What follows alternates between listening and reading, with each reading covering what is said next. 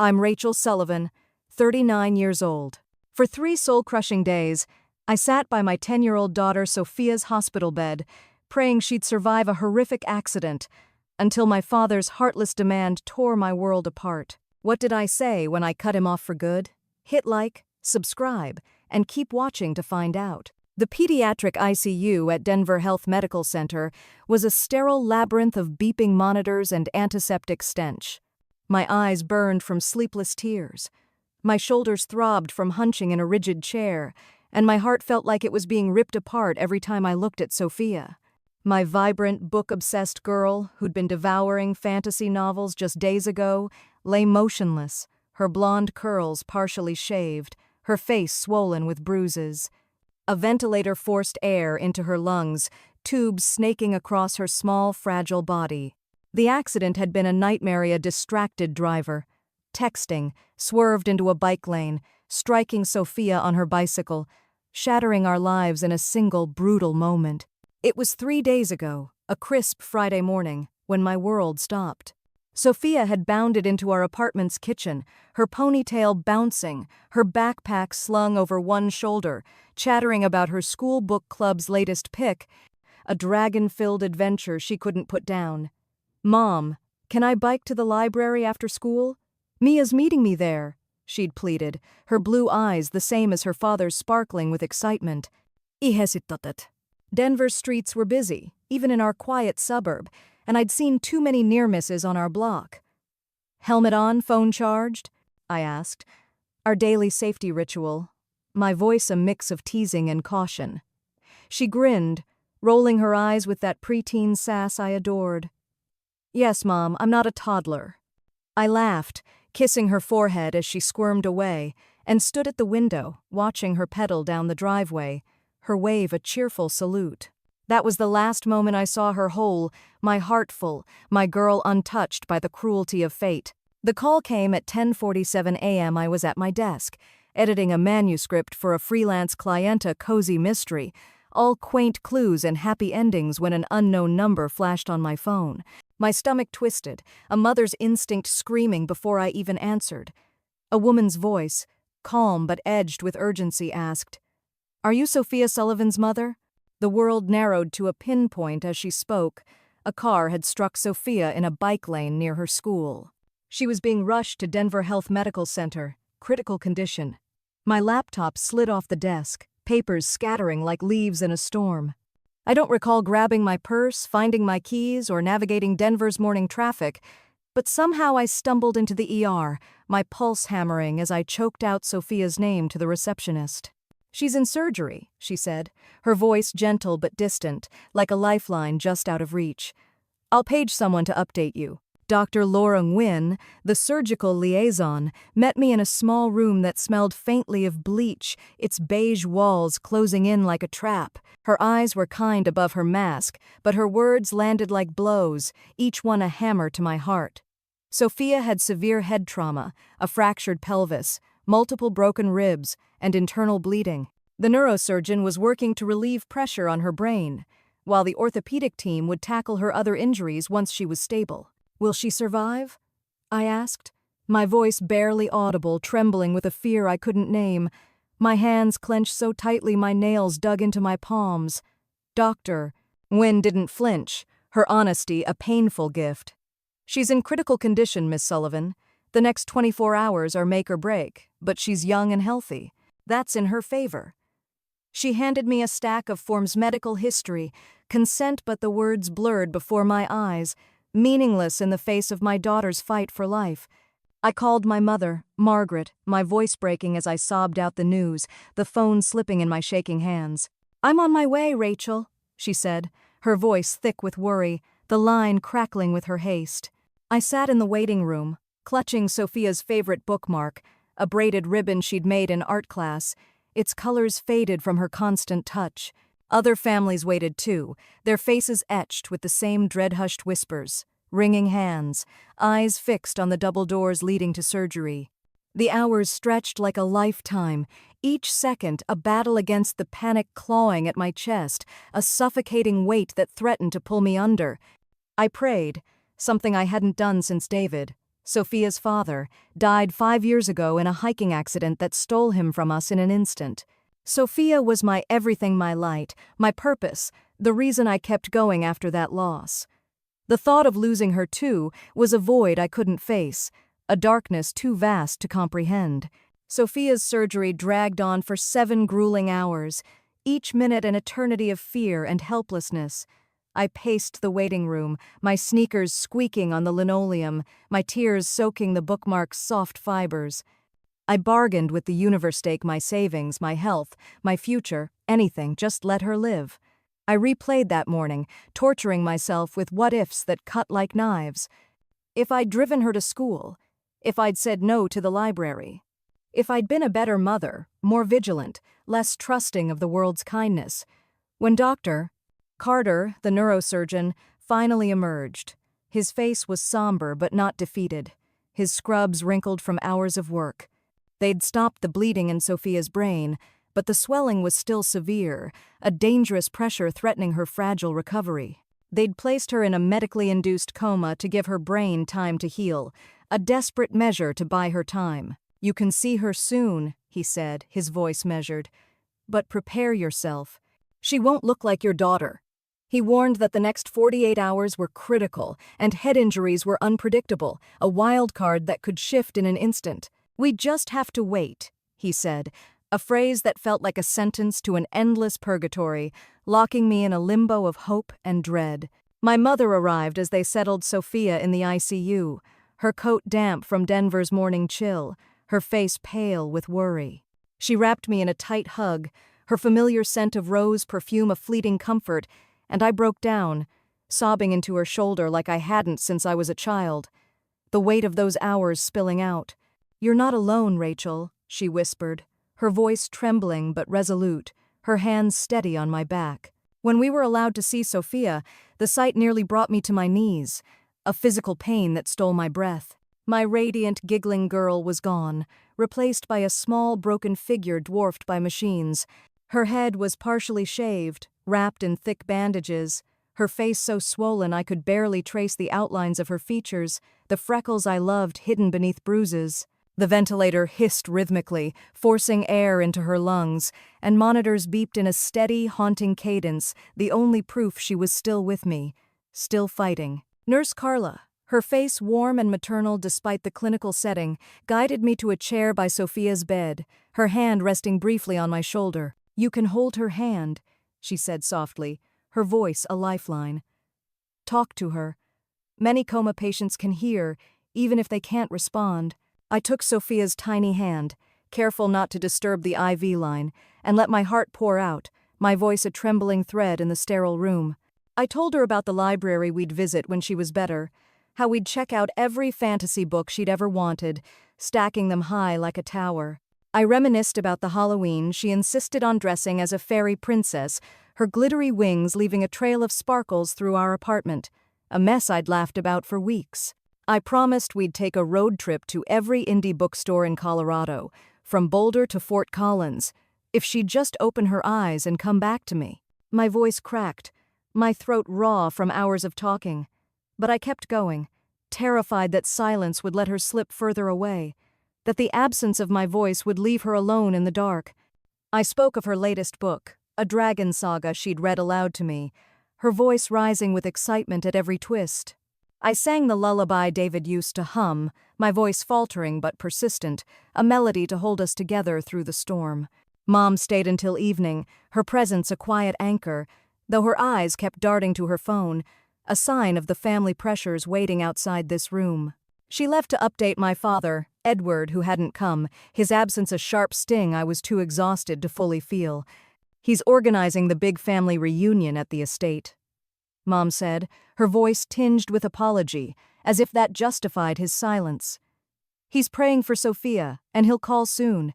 I nodded, my mind too consumed with Sophia to process the hurt, though it would hit later, like a bruise blooming under the skin. That first night set the pattern for the next 3 days, a relentless cycle of vigilance and fear that consumed every moment. I refused to leave Sophia's side except for the briefest bathroom breaks, my body running on pure adrenaline, my heart tethered to the steady beep of her monitors. The ICU staff brought me blankets for the reclining chair, offered a cot in the family room, but I couldn't bear to be more than a few feet away. What if she woke up confused, calling for me? What if she took a sudden turn, and I wasn't there to hold her hand, to whisper that I loved her more than life itself? The doctors made their rounds, adjusting medications, checking Sophia's pupils, explaining test results in clinical terms that felt like a foreign language through my fog of exhaustion. Carla and the other nurses became my lifeline, translating medical jargon into plain English, teaching me to read the numbers on the monitor's intracranial pressure, oxygen saturation, each digit a fragile thread of hope I clung to desperately. Mia's parents, guilt-stricken and pale, dropped off a duffel bag stuffed with clothes, my laptop, and a photo of Sophia from last summer grinning at the library, a stack of books in her arms, her eyes alight with joy. Mia herself stood in the doorway, her face tear-streaked, unable to look at Sophia's still form hooked to machines. "It's not your fault," I told her, my voice hollow, though my own guilt mirrored hers, a heavy weight whispering I should have protected my daughter better. My freelance clients sent emails of support, pausing deadlines, while my book club organized a meal train, leaving containers of lasagna and salads I barely touched, the smell of food turning my stomach. Sophia's teacher brought a card signed by her entire class, colorful doodles of books and stars covering every inch, a reminder of the community that loved her. David's parents, now retired in Montana, called, their voices breaking as they offered to fly out immediately. I asked them to wait, not wanting them to endure this agonizing uncertainty, though their love across the miles was a small comfort in the storm. By the third day, tiny sparks of hope began to flicker, like stars breaking through Denver's overcast sky. Sophia's intracranial pressure reading stabilized, a number on the monitor that Carla explained was a critical sign of progress, a step toward healing. Her oxygen levels crept upward, another small victory that felt like a miracle after days of fear. The doctors cautiously reduced her sedation, watching for any hint of consciousness, a twitch of her fingers, a flicker of her eyelids, anything to show she was still in there, fighting to come back to me. But Sophia remained still, her face serene but lifeless under the bandages, and I clung to those numbers like a lifeline, my body screaming for rest but my heart refusing to yield, driven by a love that burned brighter than exhaustion. Carla, now on her third shift with us, took one look at my hollow eyes and gaunt face and insisted I shower in the family room, her voice brooking no argument. 15 minutes, Rachel," she said, her tone firm but kind, her hand guiding me gently toward the door. "I'll stay right here with Sophia. If anything changes, I'll come get you, I promise." I was gathering the clean clothes Mia's mom had brought, my movements slow and mechanical, my mind foggy with fatigue, when my phone rang, the screen lighting up with Edward's name. After 3 days of silence, he was finally calling, and a wave of relief washed over me. Maybe he was coming to the hospital. Maybe he'd finally grasped the gravity of Sophia's condition. Maybe he'd offer the support I'd been craving from my father. I stepped just outside Sophia's room, not wanting to disturb her, and answered with a trembling voice, gratitude flooding me despite the exhaustion that weighed me down. "Dad, thank you for calling," I said, my words shaky, clinging to the hope that he'd be the father I needed in this moment. "It's been so hard, Rachel," Edward cut me off, his voice sharp and commanding like he was issuing a directive in one of his boardroom meetings, cold and devoid of warmth. "I'm finalizing the arrangements for the family reunion tomorrow at the estate. I need you to be there by noon to help set up greeting relatives, coordinating catering, the usual. We're expecting over 100 people, and it's a big event." I froze, the phone heavy in my hand, my breath catching as if the air had been sucked from the room. I was certain I'd misheard him, that my exhaustion was playing tricks on my mind. My daughter was fighting for her life, hooked to machines that kept her breathing, and my father was talking about a family reunion? "Dad, I can't leave the hospital," I said, my voice slow and deliberate, hoping he didn't understand the severity of the situation, praying this was a misunderstanding.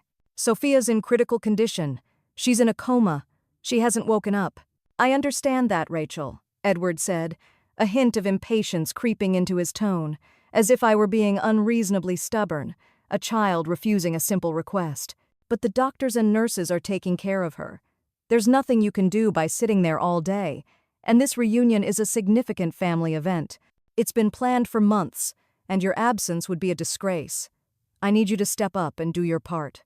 The sterile hospital hallway seemed to tilt under the fluorescent lights, their buzz growing louder in my ears, a discordant hum that matched the chaos in my mind. 3 days of terror, exhaustion, and raw fear had stripped my defenses bare, and I couldn't summon the diplomatic tone I'd always used with Edward, the one that smoothed over his demands to keep the peace.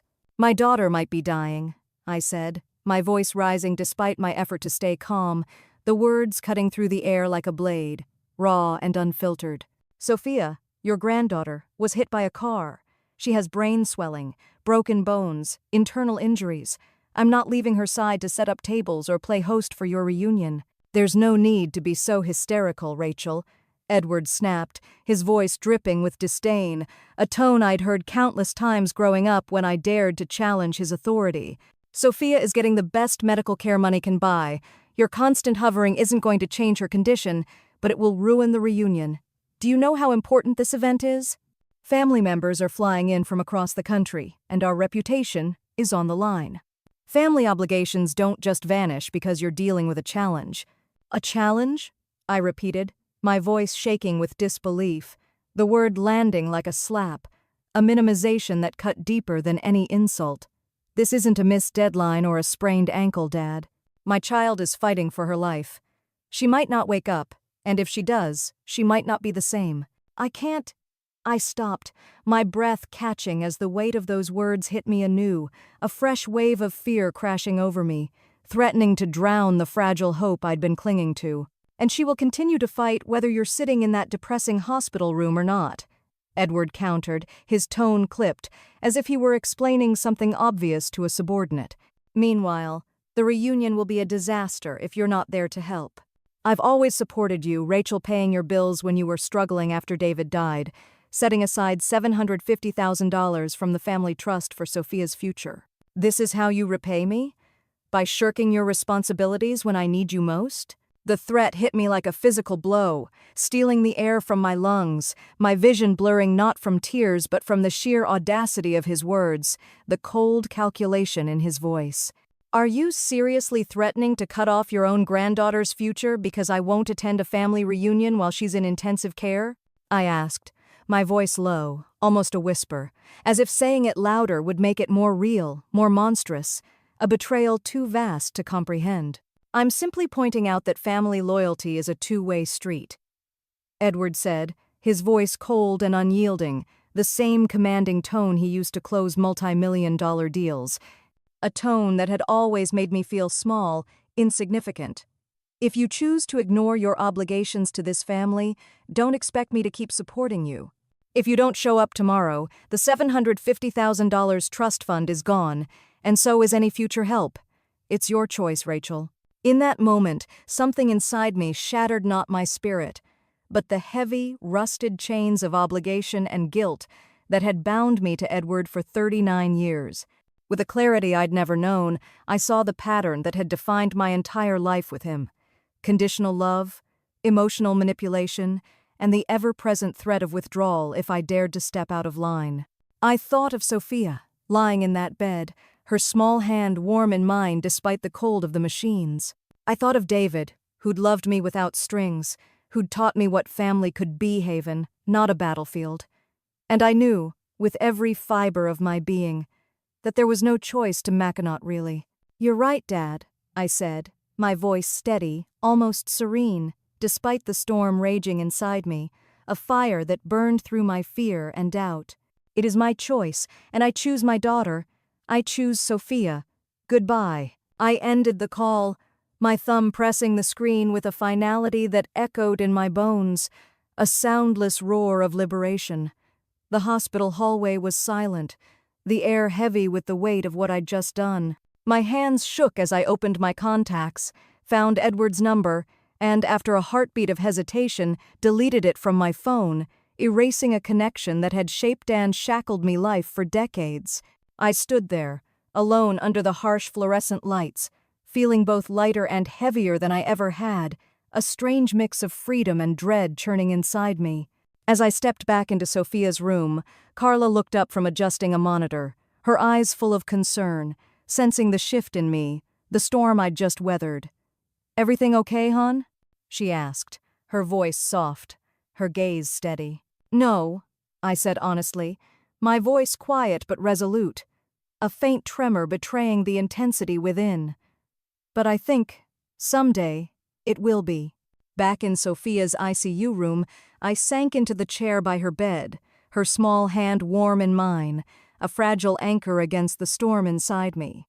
The steady beep of the heart monitor and the rhythmic whoosh of the ventilator grounded me, tethering me to the present even as my mind spiraled into the past. Deleting Edward's number had felt like cutting a cord I'd been bound to my entire life, a tether woven from guilt and obligation.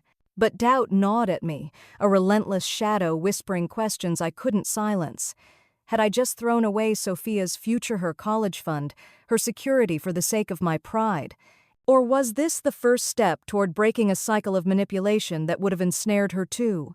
I leaned close to Sophia, my voice a whisper over the machines, barely audible but fierce with love. "I don't know if I did the right thing, baby girl," I said, my words trembling, "but I couldn't leave you. Not for Grandpa, not for anyone." Growing up in our sprawling Denver estate was like living in a gilded cage grand, imposing and suffocating, every corner polished to reflect Edward's success. My father, a real estate tycoon, ruled our household with the precision of a dictator, his expectations as unyielding as the marble floors of our mansion. My older brother, Nathan, 3 years my senior, was his pride and heir, groomed from childhood to inherit the Sullivan empire. He was the debate team captain, the valedictorian, the golden son whose every achievement was celebrated with a grandeur that left no room for me. I wasn't a failure by any measure. I earned top grades, led the literary club, volunteered at the local library, and stayed out of trouble, my quiet diligence a contrast to Nathan's flashy triumphs.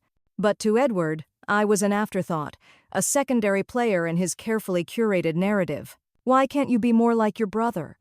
was the constant refrain of my childhood, a sharp reminder that my efforts, no matter how earnest, would never measure up. When Nathan brought home a national debate trophy, my award-winning essay was dismissed as cute but not significant. When he secured a full scholarship to Yale, my acceptance to Colorado University was adequate but uninspiring. I remember one Christmas, when I was 14 and Nathan was 17, I'd spent weeks writing a short story for a national contest, pouring my heart into every word, my fingers stained with ink. When I won first place, I rushed home to tell my parents, my chest bursting with pride, only to find them fawning over Nathan's early admission to Yale's business program. "That's nice, Rachel," Edward said, barely glancing at the certificate in my hand, his eyes fixed on Nathan's acceptance letter framed on the mantel. "But Nathan's going to an Ivy League school. That's a real accomplishment." My mother, Margaret, tried to soften the blow, slipping me a new journal later and whispering, "I'm proud of you, sweetheart." But her quiet support couldn't drown out Edward's voice, which always seemed to say, "You're not enough, Rachel. You'll never be enough." Mom was a socialite, her life orbiting Edward's ambitions, her days filled with charity boards and galas that upheld the Sullivan name. She was my buffer, praising my stories or library work when Edward wasn't listening. But her efforts were fleeting, overshadowed by his relentless drive for perfection.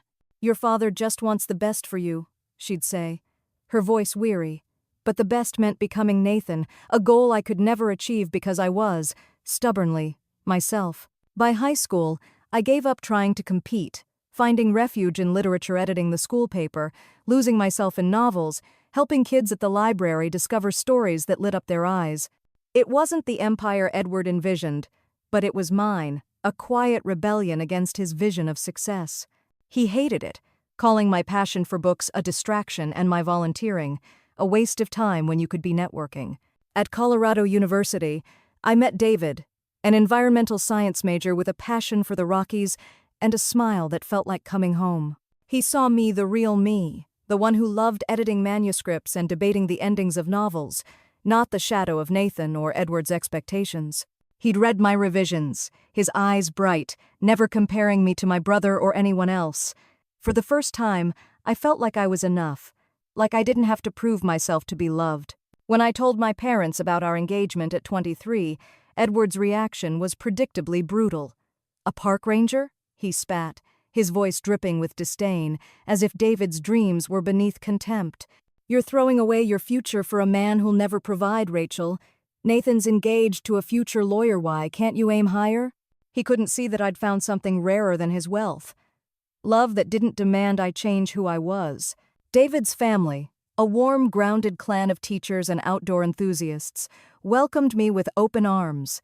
Their backyard barbecues filled with laughter and campfire stories, a stark contrast to Mom's formal dinners, where every fork had a designated place.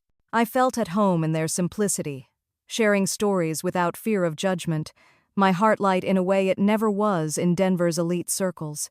We married in a small mountain ceremony, despite Edward's protests, his scowl a silent rebuke against my underwhelming wedding. He criticized the wildflower bouquets and my handmade dress, muttering, "Nathan's wedding will be a proper affair." Mom slipped me a pearl necklace, her eyes soft. "I'm proud of you, sweetheart," she whispered when Edward wasn't looking, a rare moment of connection that I held close. Sophia arrived a year later, a perfect baby with David's blue eyes and my endless curiosity. She was our world, her giggles filling our modest apartment with light, her tiny hands grasping at David's hiking maps. Even Edward seemed to soften around her, cooing over her tiny socks, though his critiques never stopped, a constant undercurrent of disapproval. "You're too lenient with her, Rachel," he'd say, eyeing her muddy sneakers. "She needs discipline, not fairy tales." Or, "That public school won't prepare her for greatness. You should enroll her in private." For 5 years, we built a life, David working as a ranger, me freelancing as an editor, Sophia growing into a thoughtful, fearless girl who loved books and biking, being a blend of her father's love for adventure and my passion for stories. Edward's jabs were background noise, drowned out by our happiness, by the sound of Sophia's laughter echoing through our home. Then, at 34, my world shattered again. A park ranger called, his voice heavy, to tell me David had died in a rockslide during a routine patrol, his body found hours later under a cascade of boulders. Sophia, just 5, kept asking why Daddy wasn't coming home from the mountains, her small face crumpling when I tried to explain, my own heart breaking with every question she asked. Grief swallowed me whole, a dark, suffocating wave that threatened to pull me under, but Sophia needed me to be her anchor, her safe place in a world turned upside down. I moved us to a smaller apartment, took on more editing clients to make ends meet, and learned to be both mother and father, tucking her in with stories of David's hikes to keep his memory alive. David's life insurance and benefits kept us financially afloat, but emotionally, we were barely treading water, clinging to each other like survivors in a storm. Edward's response to our tragedy was to tighten his grip, as if my pain was a problem he could solve with his wealth and influence. "Move in with us, Rachel," he said, standing in my cluttered living room the day after David's funeral, holding blueprints for a renovated wing of the estate. "You can't raise a girl alone, not like this, scraping by on freelance work." His voice dripped with pity, as if my life was a failure he could fix with a check and a new address. I refused, needing our independence, needing to keep David's spirit alive in our own space, where Sophia could still trace his maps on the coffee table. He retaliated in subtle, cutting ways, buying Sophia extravagant gifts, a state-of-the-art laptop, designer clothes, then telling her, "Mommy can't afford these things, but Grandpa can." He'd schedule weekend outings to the estate during my rare days off, making me the villain when I objected, saying, "You're too strict, Rachel. Let her enjoy the finer things." Nathan's life, meanwhile, was a shining testament to Edward's vision, CEO of a Sullivan subsidiary, married to a socialite named Claire, living in a downtown penthouse that screamed success. Every family gathering was Edward's stage to highlight the gap between us, his voice booming with pride for Nathan while I was an afterthought. "Nathan's closing a $50 million deal," he'd say, his eyes sliding to me with a faint smirk. "When was the last time you did something noteworthy, Rachel?" Or, Claire's hosting a fundraiser for the governor. Editing's quaint, but it's not exactly ambitious, is it? The jabs were relentless, each one a reminder that I'd never measure up to Nathan's dazzling orbit, that my life was a disappointment in Edward's eyes. I endured it for Sophia's sake. She loved her cousins. And sometimes, when Edward wasn't holding court, we had moments that felt almost like family, fleeting glimpses of warmth that kept me tethered. But those moments were rare, drowned out by the constant pressure to conform to his standards, to prove my worth in a game I'd never win. Mom remained my quiet ally, calling to check in when Edward was out, slipping Sophia books or praising her latest story when we visited the estate. "You're a wonderful mother," she'd say, her voice soft, and I'd hold those words close, a shield against Edward's barbs. The years passed in this uneasy balance, a tightrope walk between love for Sophia and the strain of family expectations. Sophia grew from a grief-stricken 5-year-old into a thoughtful, resilient 10-year-old, with her father's adventurous spirit and a passion for reading that warmed my heart.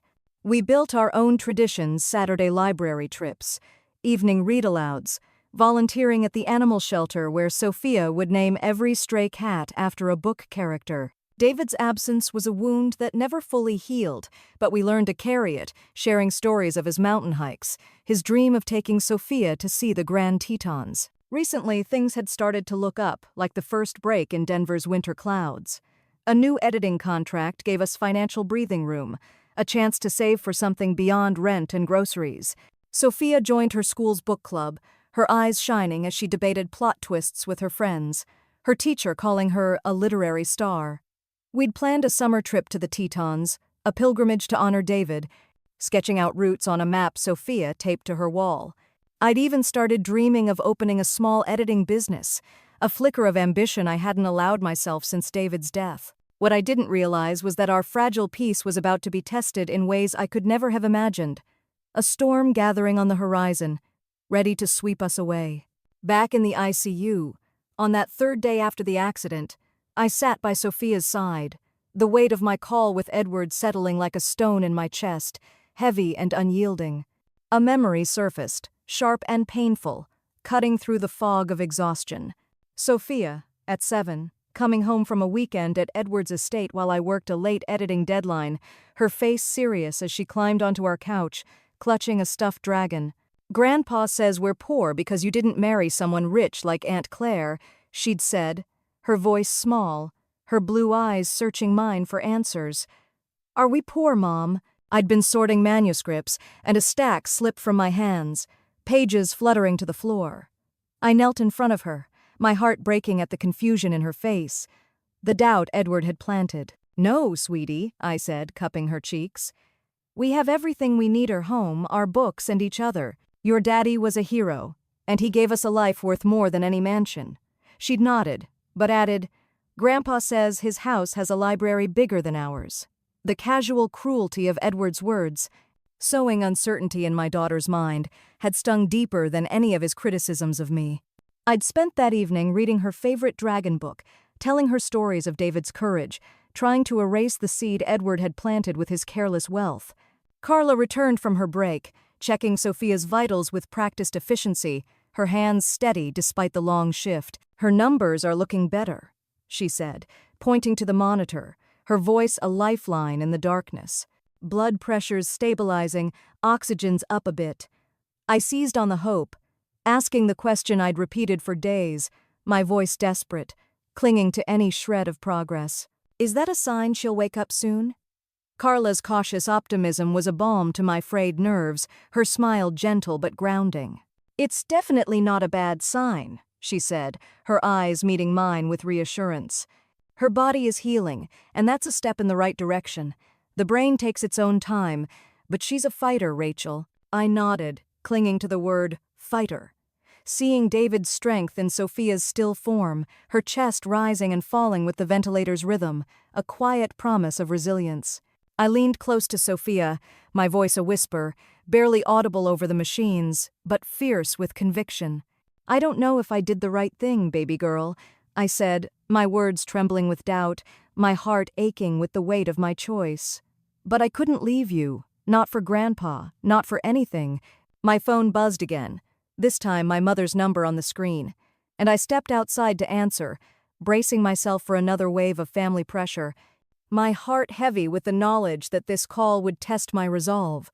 "Rachel, your father told me about your argument," she said, her voice low, hesitant, the sound of Denver traffic in the background suggesting she was driving. "He says you were disrespectful, that you hung up on him." I closed my eyes, exhaustion warring with frustration, my grip tightening on the phone as I fought to keep my voice steady. "Did he mention that he threatened to cut off Sophia's $750,000 trust fund if I didn't help set up his family reunion?" I asked, my voice sharp, cutting through the sterile air of the hallway like a blade. Mom sighed, a heavy, defeated sound that carried years of navigating Edward's demands, her voice wavering with the strain of being caught between us. "He didn't phrase it quite that way," she said, her words careful, as if stepping through a minefield. "He said you were being unreasonable, letting your emotions get the better of you. Rachel, this whole thing with Sophia scares him. He doesn't know how to handle it, and the reunion is his way of coping, of keeping the family together." "That's not an excuse, Mom," I said, my voice steady but laced with a quiet anger, a fire that burned through my fatigue. "Sophia's been in the ICU for 3 days. She hasn't opened her eyes once. The doctors can't tell me if she'll wake up, or if she'll be the same if she does, and Dad's biggest concern is that I'm not playing hostess for his reunion." "Has he even asked how Sophia's doing? Has he called the hospital, spoken to the nurses, sent a text to check on his own granddaughter?" Her silence was deafening, a confirmation of the truth I'd been avoiding, a betrayal that cut deeper than I'd expected, slicing through the last threads of hope I'd held for my father's support. "I thought so," I said, my voice softening with exhaustion, the fight draining out of me, leaving only resolve in its wake. "Mom, I love you, and I know you're caught in the middle, but I can't keep doing this. Not while Sophia needs me to be here. Completely, for her. Just enjoy the reunion. Rachel, I'll try to come by the hospital later," she said, her voice heavy with regret. But I could hear the hesitation, the pull of Edward's expectations, the role she'd always played as his enabler. "Don't bother if it's going to cause problems with Dad," I said, too tired to care, the words falling like stones, heavy and final. "I've got this. I've always had this." I hung up, my hands trembling, and leaned against the wall, the cold tile grounding me as I fought back tears, the weight of the conversation pressing against my chest. The exchange replayed in my mind, each word a reminder of the chasm between my family's priorities and mine, a divide that had always existed but never felt so vast, so unbridgeable. I thought of earlier conflicts with Edward, moments when his control had suffocated me, a pattern woven through my life like a dark thread. There was my high school graduation, when he'd criticized the speech I'd poured my heart into, calling it sentimental compared to Nathan's valedictorian address, which he'd framed in his office. My decision to study English at CU, which he'd dismissed as a degree for dreamers, not doers. My wedding to David, where he'd sat stone-faced, later telling relatives I'd married beneath my station, to a man who'd never matched Nathan's ambition.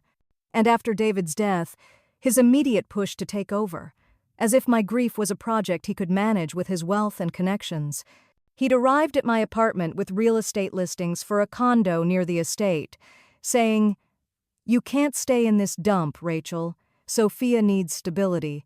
When I refused, insisting on keeping our home, our memories of David, he'd called me stubborn, ungrateful, a failure as a mother, his words a lash that left scars I still carried. Each memory was a link in a chain of control, a pattern I'd been too close to see until Sophia's accident threw it into stark relief, exposing the cost of my compliance.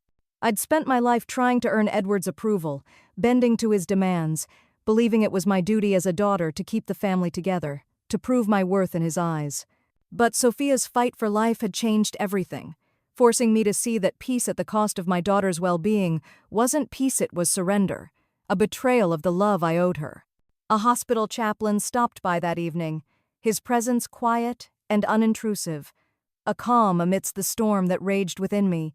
I don't know why I opened up to him, but the words tumbled out, raw and unfiltered, a confession born of exhaustion and clarity.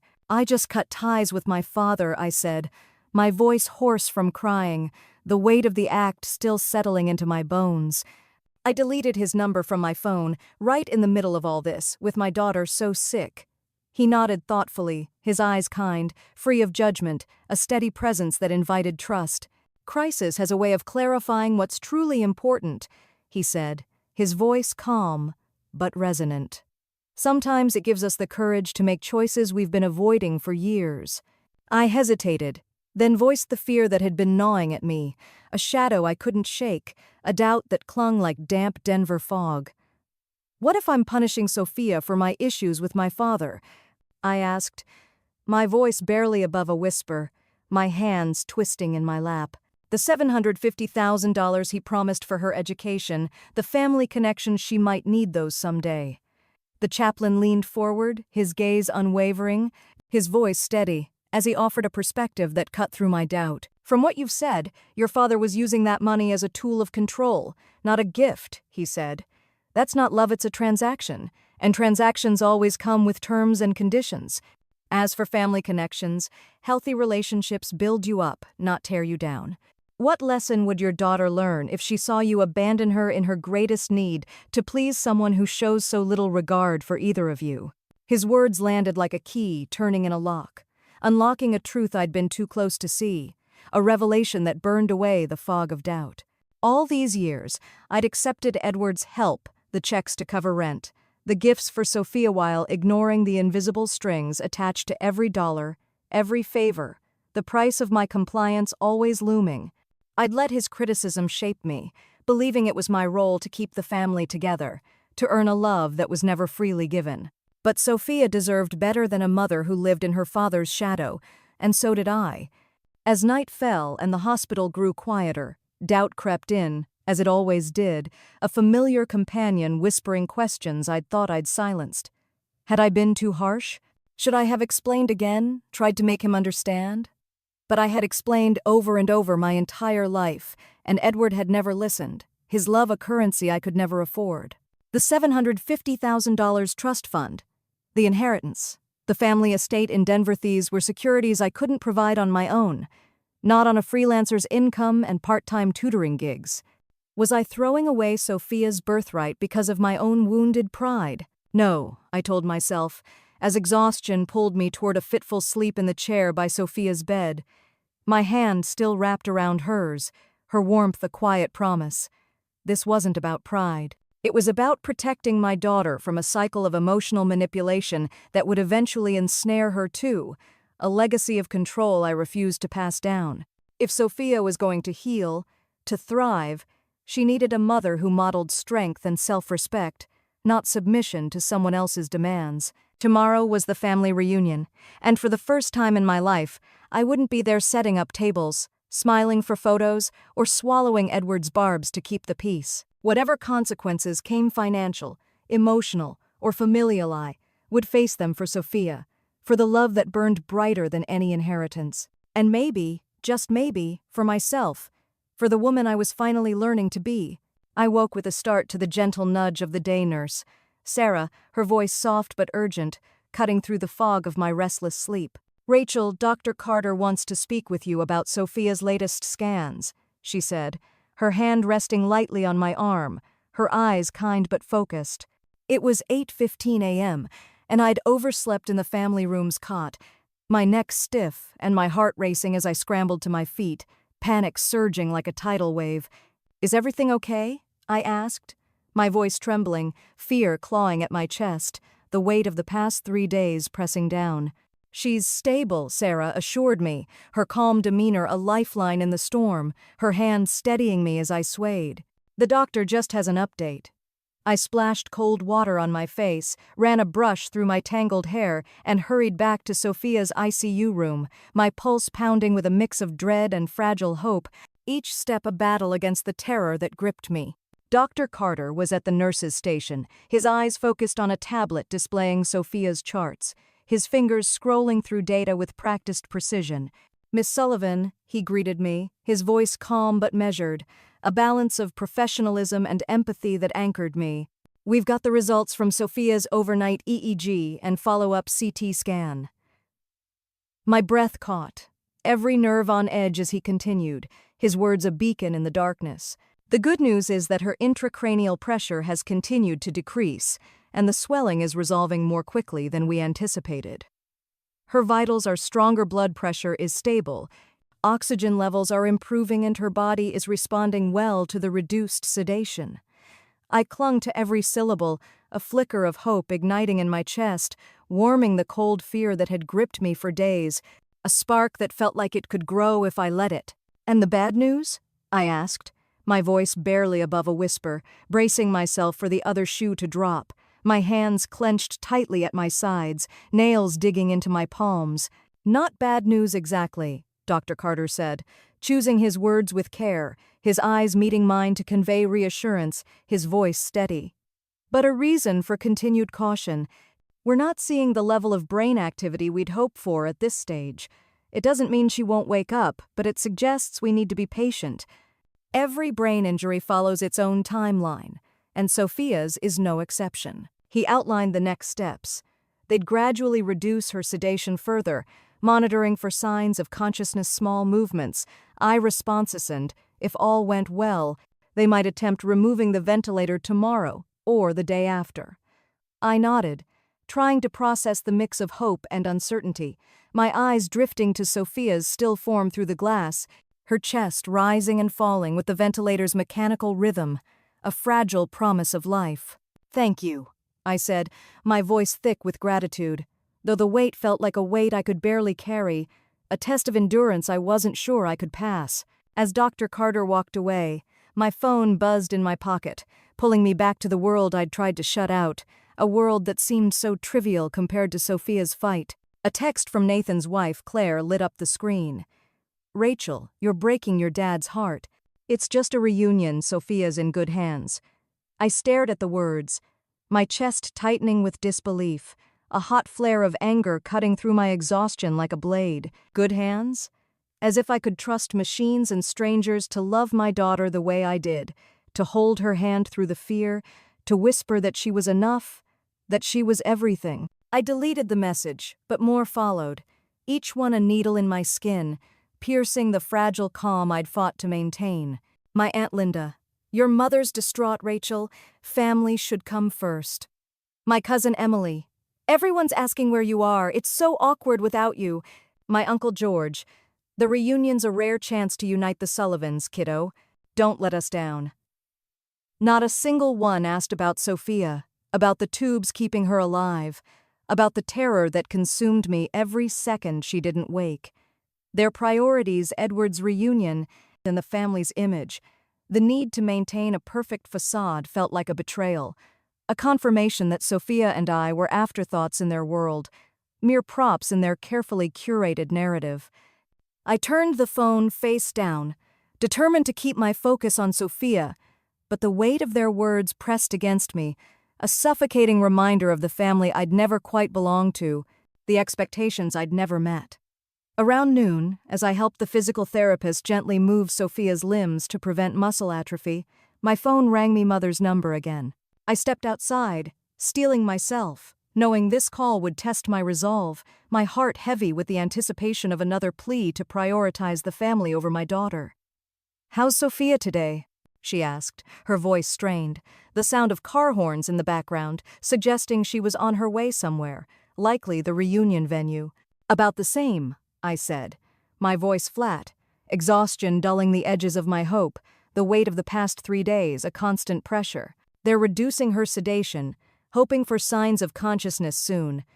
"It's slow, but there's progress." "That's good, Rachel," she said, but her tone was distracted, and I braced for what was coming, my stomach tightening with dread. "Listen, I'm with your father, heading to the estate to set up for the reunion. Is there any chance you've reconsidered? Even for an hour, it would mean so much to him, to all of us." The words hit like a punch, and something inside me snapped. A dam breaking under the pressure of 3 days of terror and betrayal, a fire igniting in my chest that I could no longer contain. "No, Mom," I said, my voice sharp, cutting through the sterile air of the hospital hallway like a blade, echoing with a strength I hadn't known I possessed. "I haven't reconsidered. I'm not leaving my critically injured daughter alone in the hospital to help set up a family reunion. The fact that you, or Dad, or anyone in this family thinks I should is absolutely insane. My words rang out, louder than I'd intended, and a passing nurse glanced at me, her eyes sympathetic, as if she'd seen this kind of pain play out before, families torn apart by misplaced priorities. You don't need to take that tone, Rachel, Mom said, her voice hardening, a rare edge that reminded me of Edward's commanding presence, a tone she rarely used but wielded now with precision. Your father is devastated. He's not handling this well, and your absence is making it worse. I laughed, a bitter, incredulous sound that surprised even me, echoing in the empty hallway like a defiance I'd never dared voice. Not handling this well? Mom, I've been sitting in this hospital for 3 days straight. Sophia hasn't opened her eyes once. The doctors can't tell me if she'll have brain damage, if she'll ever read again, if she'll even be herself. And Dad's biggest concern is that I'm not playing hostess for his reunion. Are you serious right now? It's not just about the reunion, Mom said, but her voice lacked conviction, wavering under the weight of my words, her defense crumbling. Your father's worried about Sophia, too. He just doesn't know how to show it. You know how he is, Rachel. I shook my head, though she couldn't see me, my grip tightening on the phone, my knuckles white with the effort to stay calm. That's not good enough, Mom. Not this time. Has he even asked how Sophia's doing? Has he called the hospital, spoken to the doctors, sent a text to check on his own granddaughter? Has anyone in this family, besides you, shown a shred of concern for her? Her silence was a knife, slicing through the last threads of hope I'd held for my family's support, a betrayal that cut deeper than I'd expected, leaving a wound that throbbed with every heartbeat. I thought so, I said, my voice softening with exhaustion, the fight draining out of me, leaving only resolve in its wake. Look, Mom, I love you, and I know you're caught in the middle, but I can't keep doing this. Not while Sophia needs me to be here, fully, for her. Just enjoy the reunion. Rachel, I'll try to come by the hospital later, she said, her voice heavy with regret, but I could hear the hesitation, the pull of Edward's expectations, the role she'd always played as his enabler. Don't bother if it's going to cause problems with Dad. I said, too tired to care, the words falling like stones, heavy and final. I've got this. I've always had this. I hung up, my hands trembling, and leaned against the wall, the cold tile grounding me as I fought back tears, the weight of the conversation pressing against my chest like a physical force. The exchange replayed in my mind, each word a reminder of the chasm between my family's world and mine, a divide that had always existed but never felt so vast, so unbridgeable. I thought of earlier fights with Edward, moments when his control had suffocated me, a pattern woven through my life like a dark thread in a tapestry I'd been forced to wear.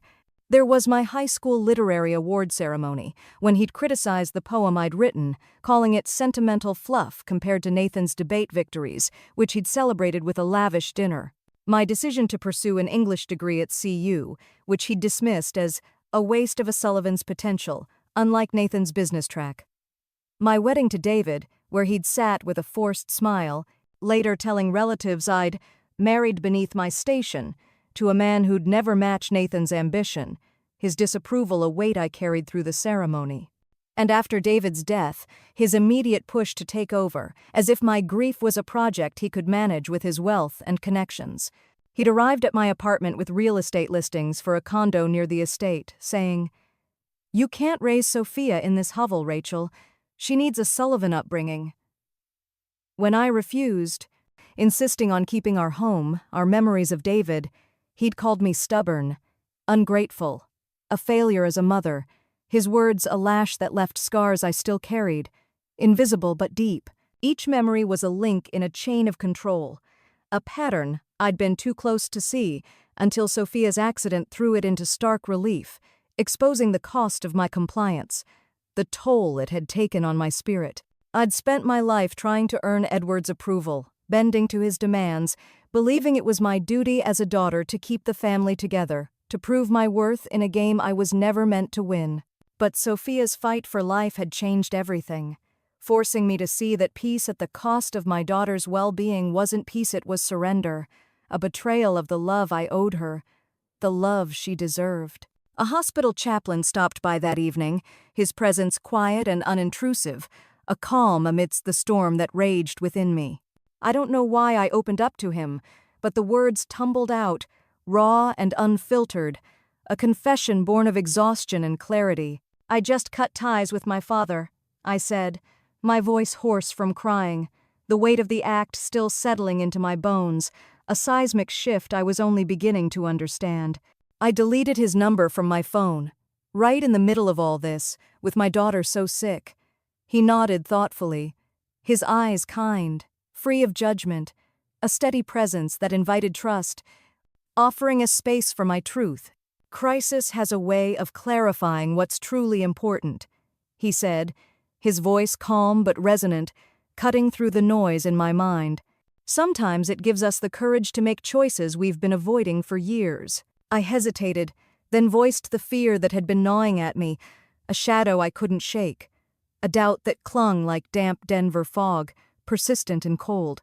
"What if I'm punishing Sophia for my issues with my father?" I asked, my voice barely above a whisper, my hands twisting in my lap, my heart aching with the question. The $750,000 he promised for her education, the family connections she might need those someday.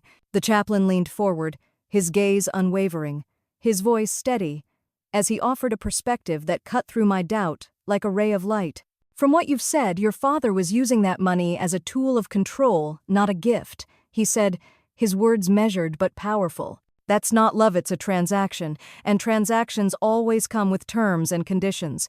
As for family connections, healthy relationships build you up, not tear you down.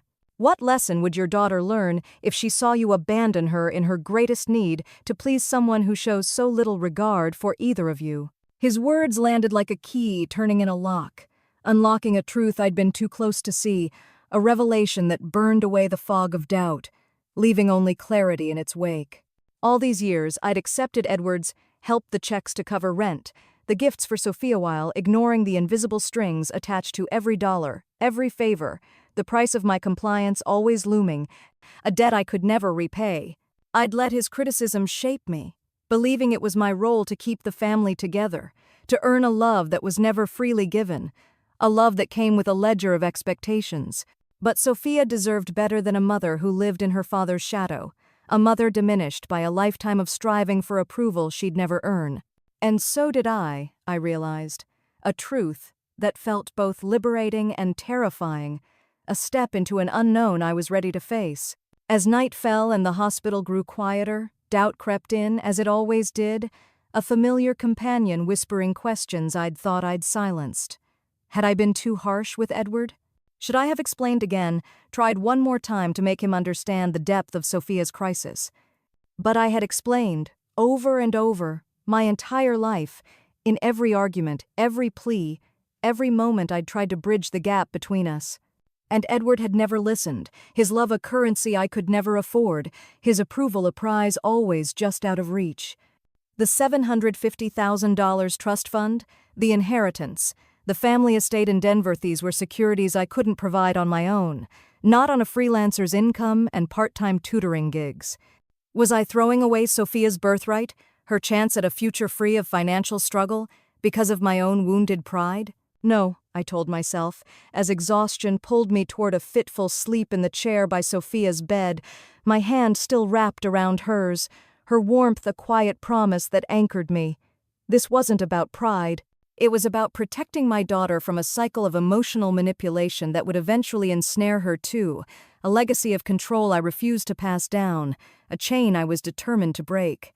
If Sophia was going to heal, to thrive, she needed a mother who modeled strength and self-respect, not submission to someone else's demands, not a life lived in the shadow of a man who valued image over love. Tomorrow was the family reunion, Edward's grand stage, and for the first time in my life, I wouldn't be there arranging chairs, smiling for photos, or swallowing his barbs to keep a peace that was never real. Whatever consequences came, financial, emotional, or familial, I would face them for Sophia, for the love that burned brighter than any inheritance, a love that was worth every sacrifice. And maybe, just maybe, I was facing them for myself, for the woman I was finally learning to be, the mother who would fight for her daughter's life with every ounce of her being. I woke with a start to the gentle nudge of the day nurse, Sarah, her voice soft but urgent, cutting through the fog of my restless sleep, pulling me back to the sterile reality of the ICU. "Rachel, Dr. Carter wants to speak with you about Sophia's latest scans," she said, her hand resting lightly on my arm, her eyes kind but focused, a steady presence amidst my chaos. It was 8:15 a.m., and I'd overslept in the family room's cot, my neck stiff and my heart racing as I scrambled to my feet, panic surging like a tidal wave, a visceral fear that gripped me instantly. "Is everything okay?" I asked, my voice trembling, the weight of the past 3 days pressing down, each moment a tightrope walk between hope and dread. "She's stable," Sarah assured me, her calm demeanor a lifeline, her hands steadying me as I swayed, my legs unsteady from exhaustion. "The doctor just has an update." I splashed cold water on my face, ran a brush through my tangled hair, and hurried back to Sophia's ICU room, my pulse pounding with a mix of terror and fragile hope, each step a battle against the fear that this update could change everything. Dr. Carter was at the nurse's station, his eyes focused on a tablet displaying Sophia's charts, his fingers scrolling through data with the precision of a man who'd seen too many crises to rush. "Miss Sullivan," he greeted me, his voice calm but measured, a balance of professionalism and empathy that anchored me in the storm. "We've got the results from Sophia's overnight EEG and follow-up CT scan." My breath caught, every nerve on edge as he continued, his words a beacon in the darkness, a flicker of light I clung to desperately. "The good news is that her intracranial pressure has continued to decrease, and the swelling is resolving more quickly than we anticipated. Her vitals are stronger, blood pressure is stable. Oxygen levels are improving steadily, and her body is responding well to the reduced sedation." I clung to every syllable, a spark of hope igniting in my chest, warming the cold fear that had gripped me for days, a flame that felt like it could grow if I dared to let it. "And the bad news?" I asked, my voice barely above a whisper, bracing myself for the other shoe to drop, my hands clenched so tightly my nails dug into my palms, a physical anchor against the uncertainty. "Not bad news exactly," Dr. Carter said, choosing his words with care, his eyes meeting mine to convey reassurance, his voice steady as he navigated the delicate balance of hope and caution, but a reason for continued vigilance. "We're not seeing the level of brain activity we'd ideally want at this stage. It doesn't mean she won't wake up, but it suggests we need to be patient. Every brain injury follows its own timeline, and Sophia's is no exception." He outlined the next steps. They'd gradually reduce her sedation further, monitoring for signs of consciousness, small movements, eye responses, any flicker of awareness, and, if all went well, they might attempt removing the ventilator tomorrow or the day after. I nodded, trying to process the mix of hope and uncertainty, my eyes drifting to Sophia's still form through the glass, her chest rising and falling with the ventilator's mechanical rhythm, a fragile promise of life that felt both precious and precarious. "Thank you," I said, my voice thick with gratitude, though the weight felt like a weight I could barely carry, a test of endurance that pushed me to the edge of my strength. As Dr. Carter walked away, my phone buzzed in my pocket, pulling me back to the world I'd tried to shut out, a world that seemed so trivial, so disconnected from Sophia's fight for life. A text from Nathan's wife, Claire, lit up the screen, her words sharp and accusing. "Rachel, you're breaking your dad's heart. It's just a reunion. Sophia's in good hands." I stared at the message, my chest tightening with disbelief, a hot flare of anger cutting through my exhaustion like a blade through silk. Good hands?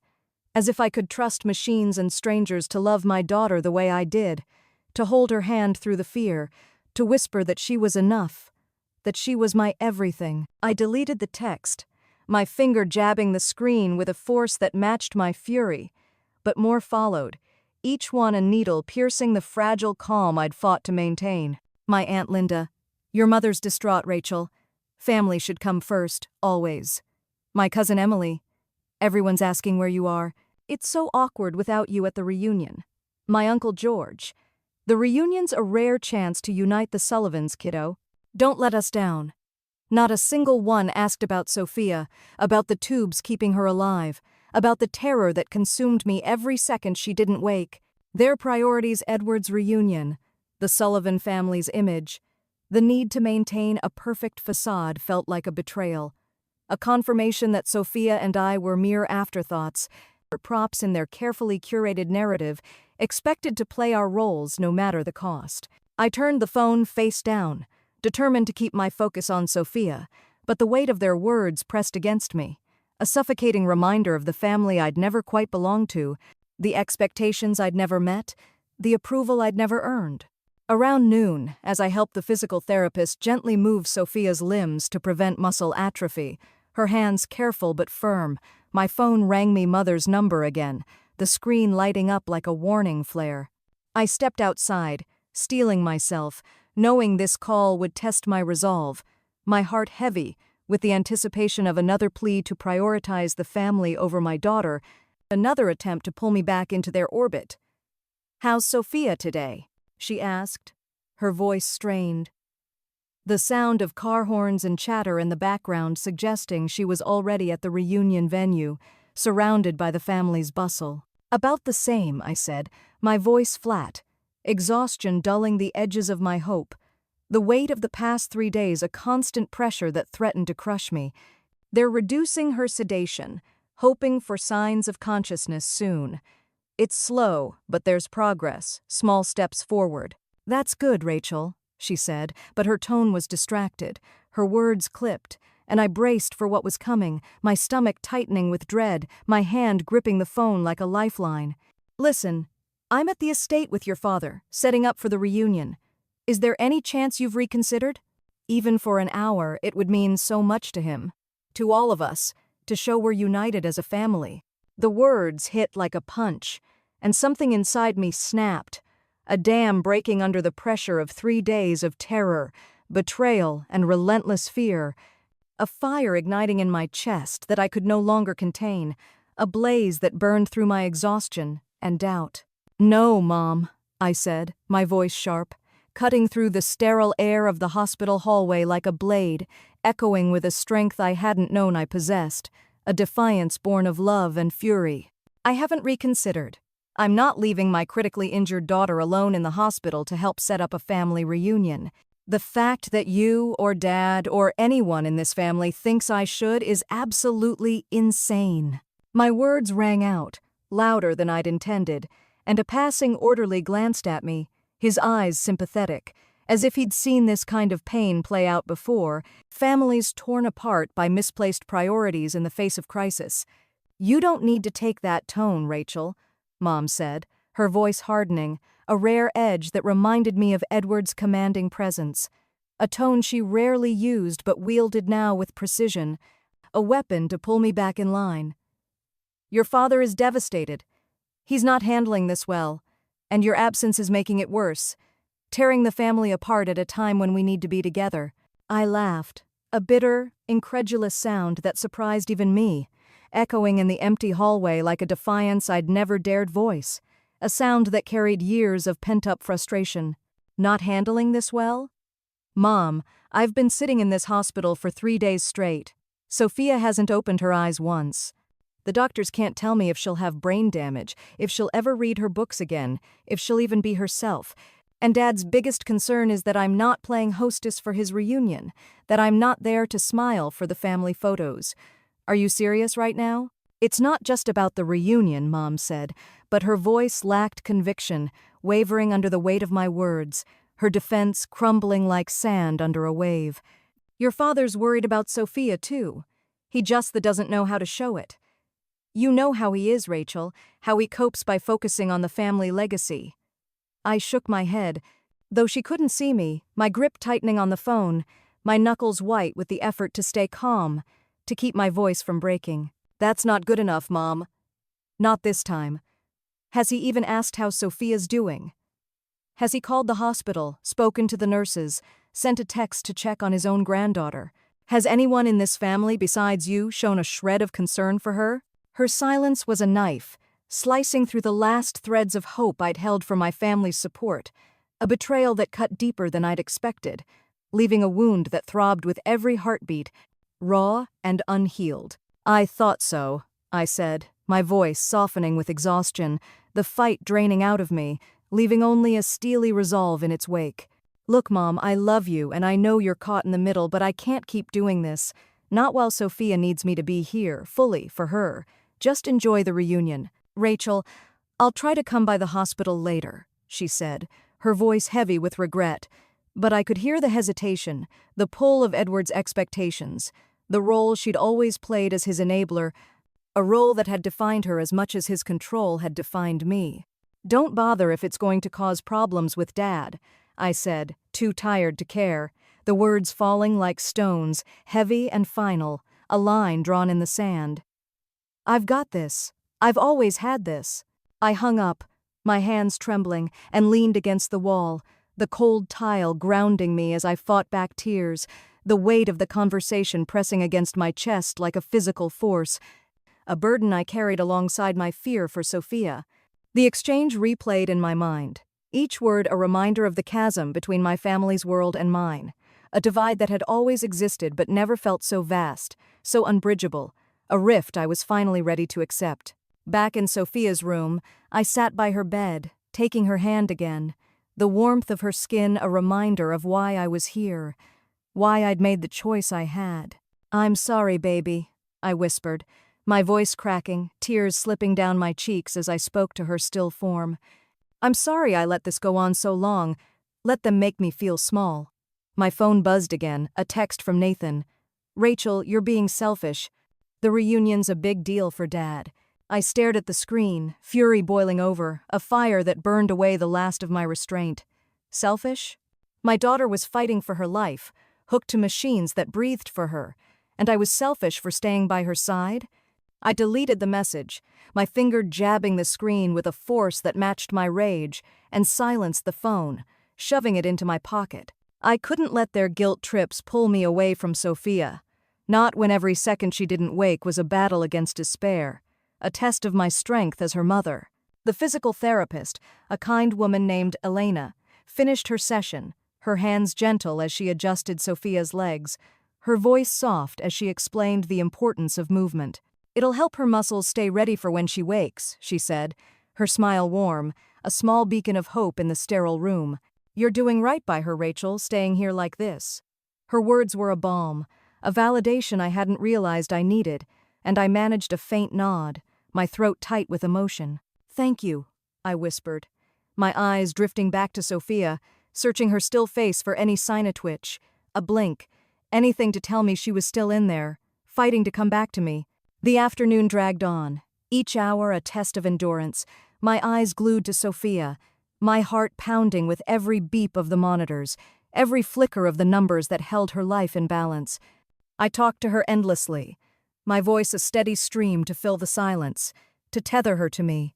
I told her about the book club she loved, how her friends were saving her a spot, how we'd read her favorite Dragon series together when she woke. I promised we'd bike to the library again, her favorite route through the park, and I'd let her pick every book without a limit. "We'll make a fortress of books, Sophia," I said, my voice cracking, tears slipping down my cheeks. "Just come back to me, baby girl." The words were a prayer, a plea, a vow I poured into the void, hoping she could hear me, hoping my love could reach her through the fog of her coma. Dr. Carter returned around 3 p.m., his presence a quiet anchor, his eyes scanning Sophia's chart with the same meticulous focus. "Her body is responding well to the medication changes," he noted, his voice carrying a cautious optimism that sparked a flicker of hope in my chest. "Her vitals are holding steady, and the swelling is down significantly. We're seeing small improvements in her EEG patterns, more activity, though not as robust as we'd like yet." I nodded, hanging on to improvements. A word that felt like a lifeline, a thread to pull us through the darkness. "Will she wake soon?" I asked, my voice trembling, the question a constant refrain, a desperate need for certainty in a world of unknowns. "We're hopeful," he said, his eyes meeting mine, his tone gentle but firm. "But it's a gradual process. Keep talking to her, Rachel. Your voice is her anchor." His words echoed the chaplain's from the night before Sophia needed me. Not just my presence, but my strength, my love, my voice to guide her back. I leaned closer, whispering stories of her father, David, how he'd read to her under the stars, his voice weaving magic into every word. "He's watching you, Sophia," I said, my voice soft, a tear falling onto her blanket. "He's cheering you on, just like I am." The thought of David, his love still a quiet presence in our lives, gave me strength, a reminder that I wasn't alone, even if my family had turned their backs. As I spoke, my mind drifted to the reunion, unfolding now at Edward's estateables, set with crisp linens, relatives mingling, Edward holding court with his booming voice, Mom smiling tightly at his side. I pictured Nathan, polished and poised, toasting the Sullivan legacy, while I sat here in a hospital room, fighting for my daughter's life. The contrast was stark, a chasm between their world of appearances and mine of raw, unfiltered love. For the first time, I felt no guilt for my absence, no urge to apologize for choosing Sophia. I was where I belonged, and their judgment couldn't touch me here, couldn't dim the fire that burned for my daughter. Around 4:30 p.m., as I was adjusting Sophia's blanket, my phone buzzed again, a call from Claire, Nathan's wife, her name a warning I couldn't ignore. I almost let it go to voicemail, my finger hovering over the decline button, but anger surged, a defiance that demanded I face her, that I speak my truth. I stepped outside, keeping Sophia in sight through the window, and answered, my voice low but sharp. "Claire, I'm with Sophia. This isn't a good time." "Rachel, this has gone far enough," Claire said, her voice dripping with condescension, the same tone she used at family events to dismiss my small life. "Your father's humiliated, your mother's in tears, and you've ruined the reunion. You need to get here and fix this mess." Her words were a spark to dry tinder, igniting a rage I could barely contain, a fire that burned through my exhaustion, leaving only clarity in its wake. "Fix this?" I said, my voice steady but laced with fury, the hallway seeming to narrow around me, the fluorescent lights buzzing louder. "My 10-year-old daughter is in a coma, Claire. She was hit by a car, her brain is swollen, her bones are broken.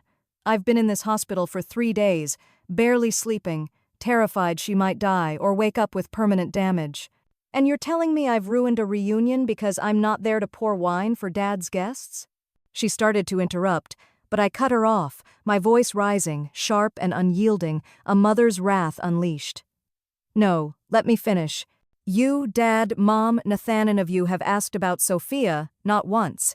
You think I should leave her alone, hooked to a ventilator, to play family for a man who threatened to cut her future because I won't cater his event? Tell me, Claire, what would you do if it was your kid lying here? Would you be arranging centerpieces?" Her silence was deafening, a crack in her polished facade, a confession she couldn't voice. "That's not what I meant," she stammered, her voice weaker, scrambling to regain control. "Of course Sophia's situation is serious, but you know how important this reunion is to your father. Surely you could have compromised, shown up for an hour." I laughed, a sharp, bitter sound that echoed in the hallway, startling a passing nurse who glanced at me with understanding. "Compromise? What does that look like, Claire? Should I leave Sophia alone in the ICU so I can shake hands with cousins? Should I abandon her when she might wake up scared, just to keep Dad's ego intact? Tell me, what compromise would you suggest if it was your child?" She had no answer, her silence a surrender, and I pressed on, my voice colder now, like steel forged in the fire of my resolve. "Exactly," I said. "Let me be clear. I love my family, and I'm sorry the reunion's not perfect, but I will not leave my daughter's bedside for a party. The fact that you all expect me to tells me everything I need to know about where Sophia and I stand in your world." Claire tried to rally, her voice faltering. "You're being melodramatic, Rachel. This isn't—" "No, Claire," I interrupted, my voice a blade, cutting through her excuses with surgical precision. "For the first time, I'm seeing things as they are. Don't call me again unless it's about Sophia or to offer real support. Goodbye." I ended the call, my hands shaking with adrenaline, my breath coming in short, ragged gasps, the hallway spinning slightly as I leaned against the wall for support. Sarah, who'd been checking a chart nearby, caught my eye, her expression one of quiet admiration. "I'm sorry," I said, embarrassed by my outburst, my cheeks flushing with heat. Family drama. Never apologize for protecting your kid, Sarah said, her voice firm, her gaze steady, a nurse who'd seen enough to know the stakes. You're doing what any mother would. You're right to be here. Her words were a lifeline, a validation that steadied me, and I managed a faint smile, gratitude welling in my chest. Thank you, I said, my voice catching, the weight of her support settling into me, a small anchor in the storm. Sarah sent me to the cafeteria, insisting I eat, her tone leaving no room for argument. 20 minutes, Rachel, she said, pointing toward the door. I'll stay with Sophia. You need fuel to keep going. I nodded, too drained to argue, and trudged to the cafeteria, the hospital's hum a distant backdrop to my thoughts. Sitting by a window, I picked at a turkey sandwich, watching Denver's afternoon bustle people hurrying through the rain, oblivious to my world 4 floors above. It was 5 p.m. The reunion would be in full swing. Edward's estate alive with laughter, clinking glasses, and speeches about legacy.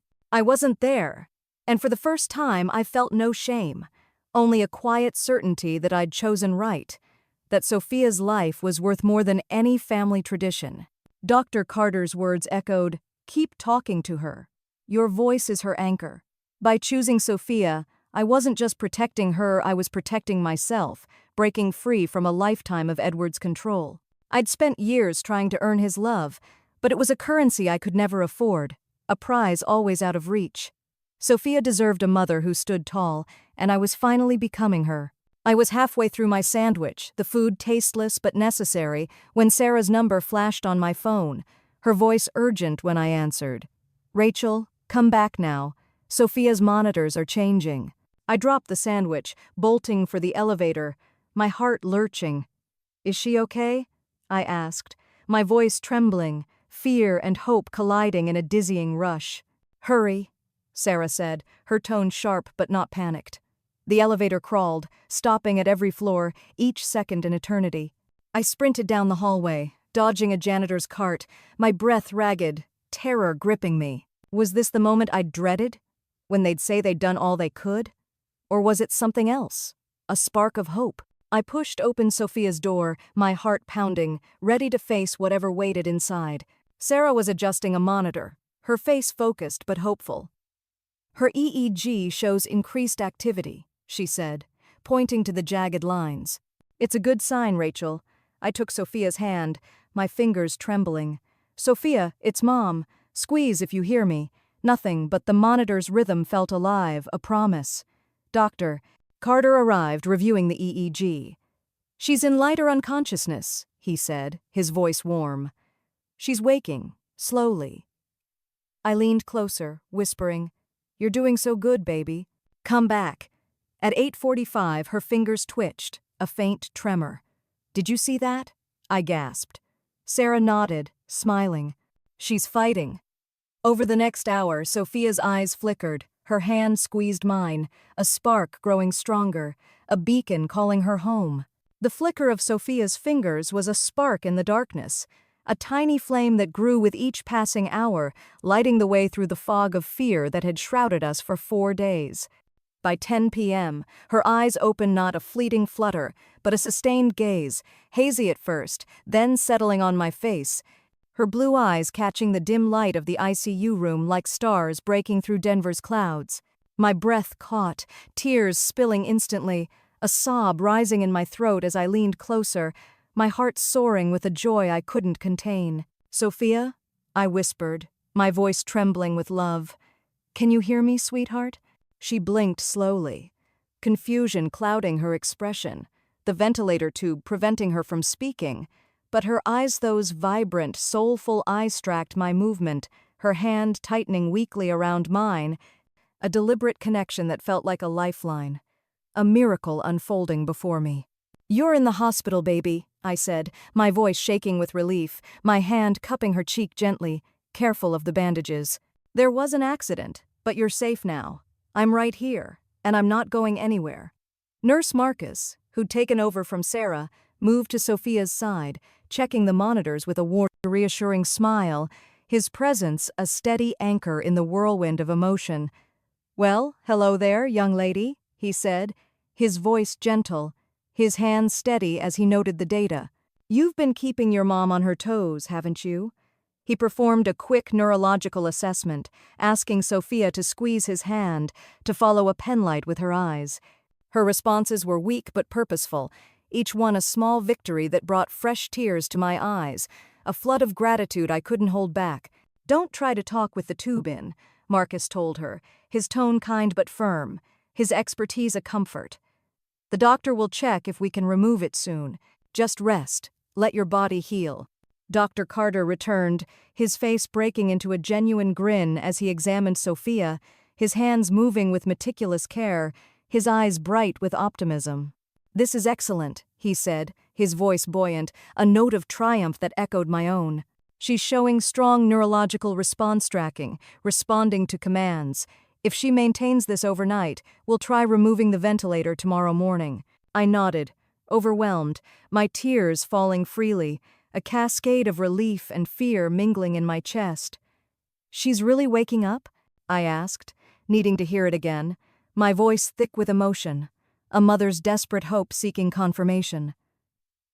"She's on her way, Doctor," Carter said, his hand resting briefly on my shoulder, a gesture of shared victory. "Keep talking to her, Rachel. Your voice is pulling her through." His words were a lifeline, a reminder that my presence, my love, was enough, that I was doing what mattered most. After the doctor left, I sat beside Sophia, my heart soaring.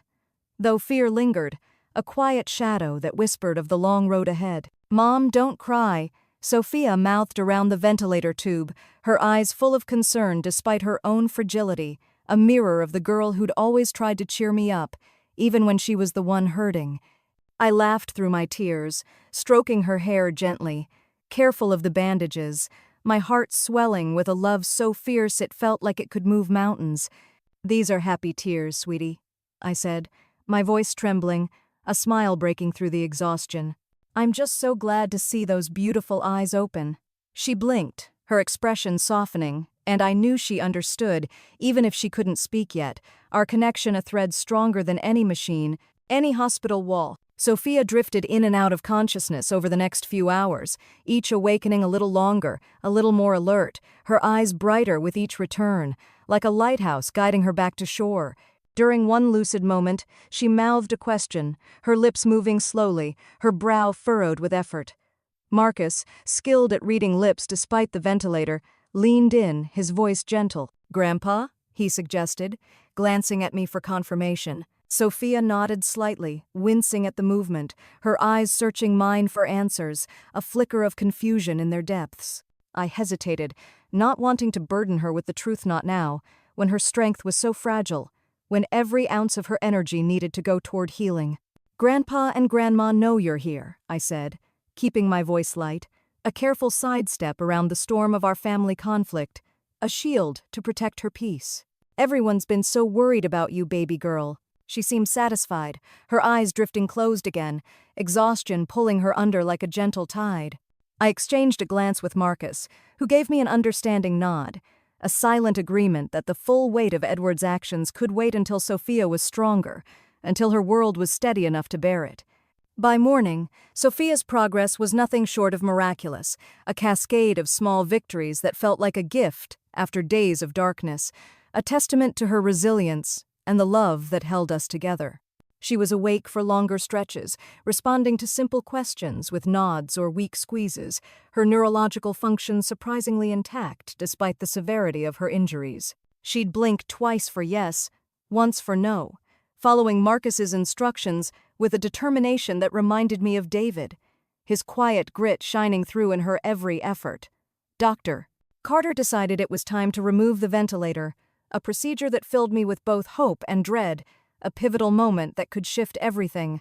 "Her breathing is stable enough to try," he explained, his voice calm but optimistic, his hands gesturing to the monitor's encouraging numbers, a map of Sophia's fight. "We'll monitor her closely, and if she struggles, we can re-intubate, but I'm confident she's ready for this step." I nodded, my heart pounding, my hand gripping Sophia's as I whispered, "You've got this, sweetie.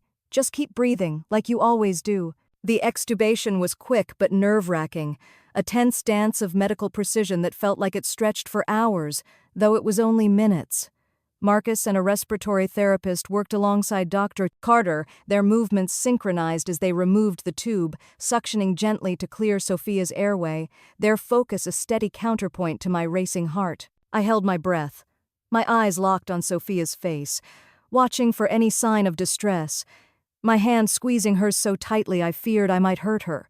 She coughed weakly, her face scrunching in discomfort, and then a miracle her chest rose and fell on its own. A shallow but steady rhythm that felt like the world starting again, a new dawn breaking after an endless night. "Good job, Sophia," Dr. Carter said, his voice encouraging, his smile wide, a rare crack in his professional demeanor. "Keep breathing, nice and easy."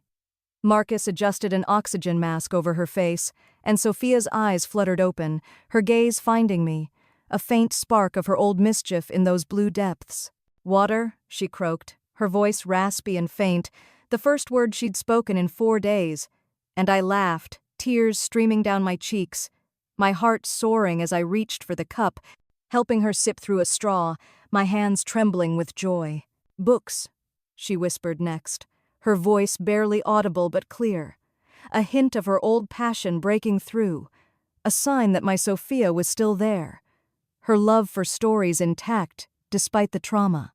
I nearly sobbed with relief, the sound of her voice, a melody I'd feared I'd never hear again, a song of hope that echoed through the sterile room. "Doctor." Carter smiled, checking Sophia's vitals with a practiced hand, his eyes bright with shared triumph. "She's doing beautifully," he said, his voice buoyant, a note of victory that mirrored my own.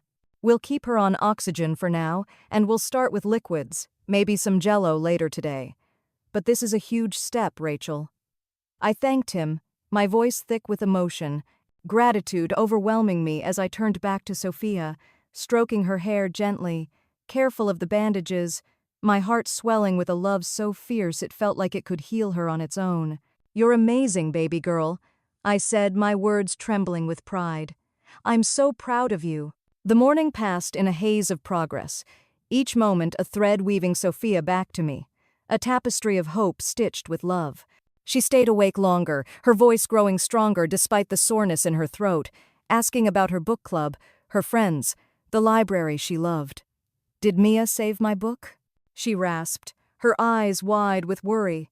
And I laughed, promising we'd check, marveling at her resilience, her ability to focus on the things she cherished even after such a trial.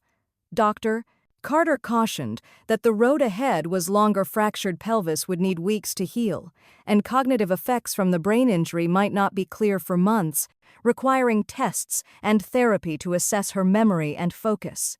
But for now, the fact that she was awake, recognizing me, expressing needs was more than I'd dared hope for, a miracle I held close, a gift I'd never take for granted. I was adjusting Sophia's oxygen mask, her eyes fluttering with fatigue but bright with determination, when the door to her room swung open without a knock, abrupt and jarring, shattering the fragile peace we'd built. Edward strode in, his tailored suit immaculate, his presence commanding as always, exuding the authority of a man used to bending the world to his will. My mother trailed behind him, her face a mask of forced calm, her eyes darting nervously between us, a silent plea for peace in a storm she couldn't control. I froze, my hand stilling on Sophia's mask, my body tensing as if bracing for a physical blow, my heart pounding with a mix of anger and dread. "There you are, Rachel," Edward said, his voice sharp, as if I'd been deliberately hiding from him, his eyes narrowing with irritation, a king displeased with a wayward subject. "We've been trying to reach you all day, voicemails, texts, everything. You've made quite a mess of the reunion." His gaze flicked to Sophia, softening for a fleeting moment, a practiced performance of concern that didn't reach his eyes. "Hello, Sophia, sweetheart," he said, his voice syrupy, a stark contrast to the venom he'd just unleashed. "You gave us all a scare, didn't you?" I set the mask down carefully, my hand steady despite the fury simmering inside me, acutely aware of Sophia's gaze darting between us, her brow furrowing with confusion, sensing the tension even in her weakened state, her small hand tightening in mine as if seeking an anchor. I turned my phone off, I said, keeping my voice low, and even to protect her, my eyes locked on Edward, refusing to yield. Sophia woke up last night, and I've been focused on her recovery. Edward's lips pursed, his posture stiffening, his impatience barely concealed, a man unaccustomed to being challenged. "Yes, well, that's good news," he said, his tone clipped, his eyes sliding back to me, cold and unyielding. "But we need to talk outside. Now, this can't wait. I'm not leaving her," I stated, my voice firm, my hand resting protectively on Sophia's arm, grounding us both against the storm Edward brought, a mother's resolve unshakable. Sophia's raspy voice cut through the tension, faint but determined, a small act of courage that made my heart swell, a spark of her strength shining through. "It's okay, Mom," she said, her eyes pleading for peace, her hand squeezing mine weakly, a gesture that spoke of trust. My heart twisted, torn between shielding her from this conflict and confronting the father who'd tried to pull me away from her side. Reluctantly, I nodded, stepping just outside the door, positioning myself to keep Sophia in sight through the window, her small form a reminder of what mattered most, a beacon in the chaos that threatened to engulf us. Edward didn't waste a moment, his voice low but venomous, each word a calculated strike meant to wound, to reassert his control. "Your behavior yesterday was utterly deplorable, Rachel," he began, his arms crossed, his eyes flashing with indignation, a patriarch defending his dominion. "The reunion was a disaster because of you. Relatives flew in from across the country, and I had to explain your absence, make excuses to cover your selfishness. Do you have any idea how humiliating that was for me, for the Sullivan name?" His words were a familiar weapon, sharpened by years of practice, designed to make me shrink, to pull me back into his orbit, to remind me of my place. I stared at him, my exhaustion giving way to a quiet, burning anger, a fire fueled by 4 days of terror and betrayal, a mother's wrath that no longer bowed to his authority. "My daughter was in a coma, Dad," I said, my voice steady, each word deliberate, cutting through his entitlement like a blade through silk. "She's been fighting for her life since Friday. She just woke up last night, and I wasn't going to leave her to arrange your tables or smile for your guests." Edward's eyes narrowed, his composure barely holding, his voice rising with the arrogance of a man unused to defiance. "And now she's awake, so all that hysteria about needing to stay was clearly exaggerated," he retorted, his tone dripping with disdain, as if Sophia's survival diminished my vigil. "You could have come for an hour, Rachel. It wouldn't have changed anything." My mother stepped forward, her voice softer but no less cutting, her hands clasped tightly in front of her, a gesture of restraint that belied her alignment with Edward. "Family doesn't abandon family, Rachel," she said, echoing his earlier words, her eyes pleading but firm, a desperate attempt to bridge the divide. "We know you were scared, but obligations don't stop for a crisis. The reunion was a chance to show our strength, and you let us down." Her words stung, a reminder of the role I'd always been expected to play supporting Edward's vision, no matter the cost to myself or Sophia, a role I'd outgrown in the crucible of this hospital. I stood taller, my hands no longer trembling, a clarity settling over me like a shield, forged in the fire of my love for Sophia. "Let me be very clear," I said, my voice low, each word a declaration, a line drawn in the sand that no one would cross. Sophia woke up last night because she fought her way back, and when she opened her eyes, she saw met her mother right where I promised I'd be. Not at your reunion, not posing for your family legacy, but here, where she needed me most. That's not hysteria, Dad. That's not abandonment, Mom. That's love. And it's stronger than any obligation you've ever imposed." My voice trembled slightly, not from fear but from the weight of truth. A truth I'd been too afraid to speak for years, a truth that now set me free. Edward drew himself up, his face a mask of indignation, his voice quivering with the authority he'd wielded over me since childhood, a king defending his throne against a rebellious subject.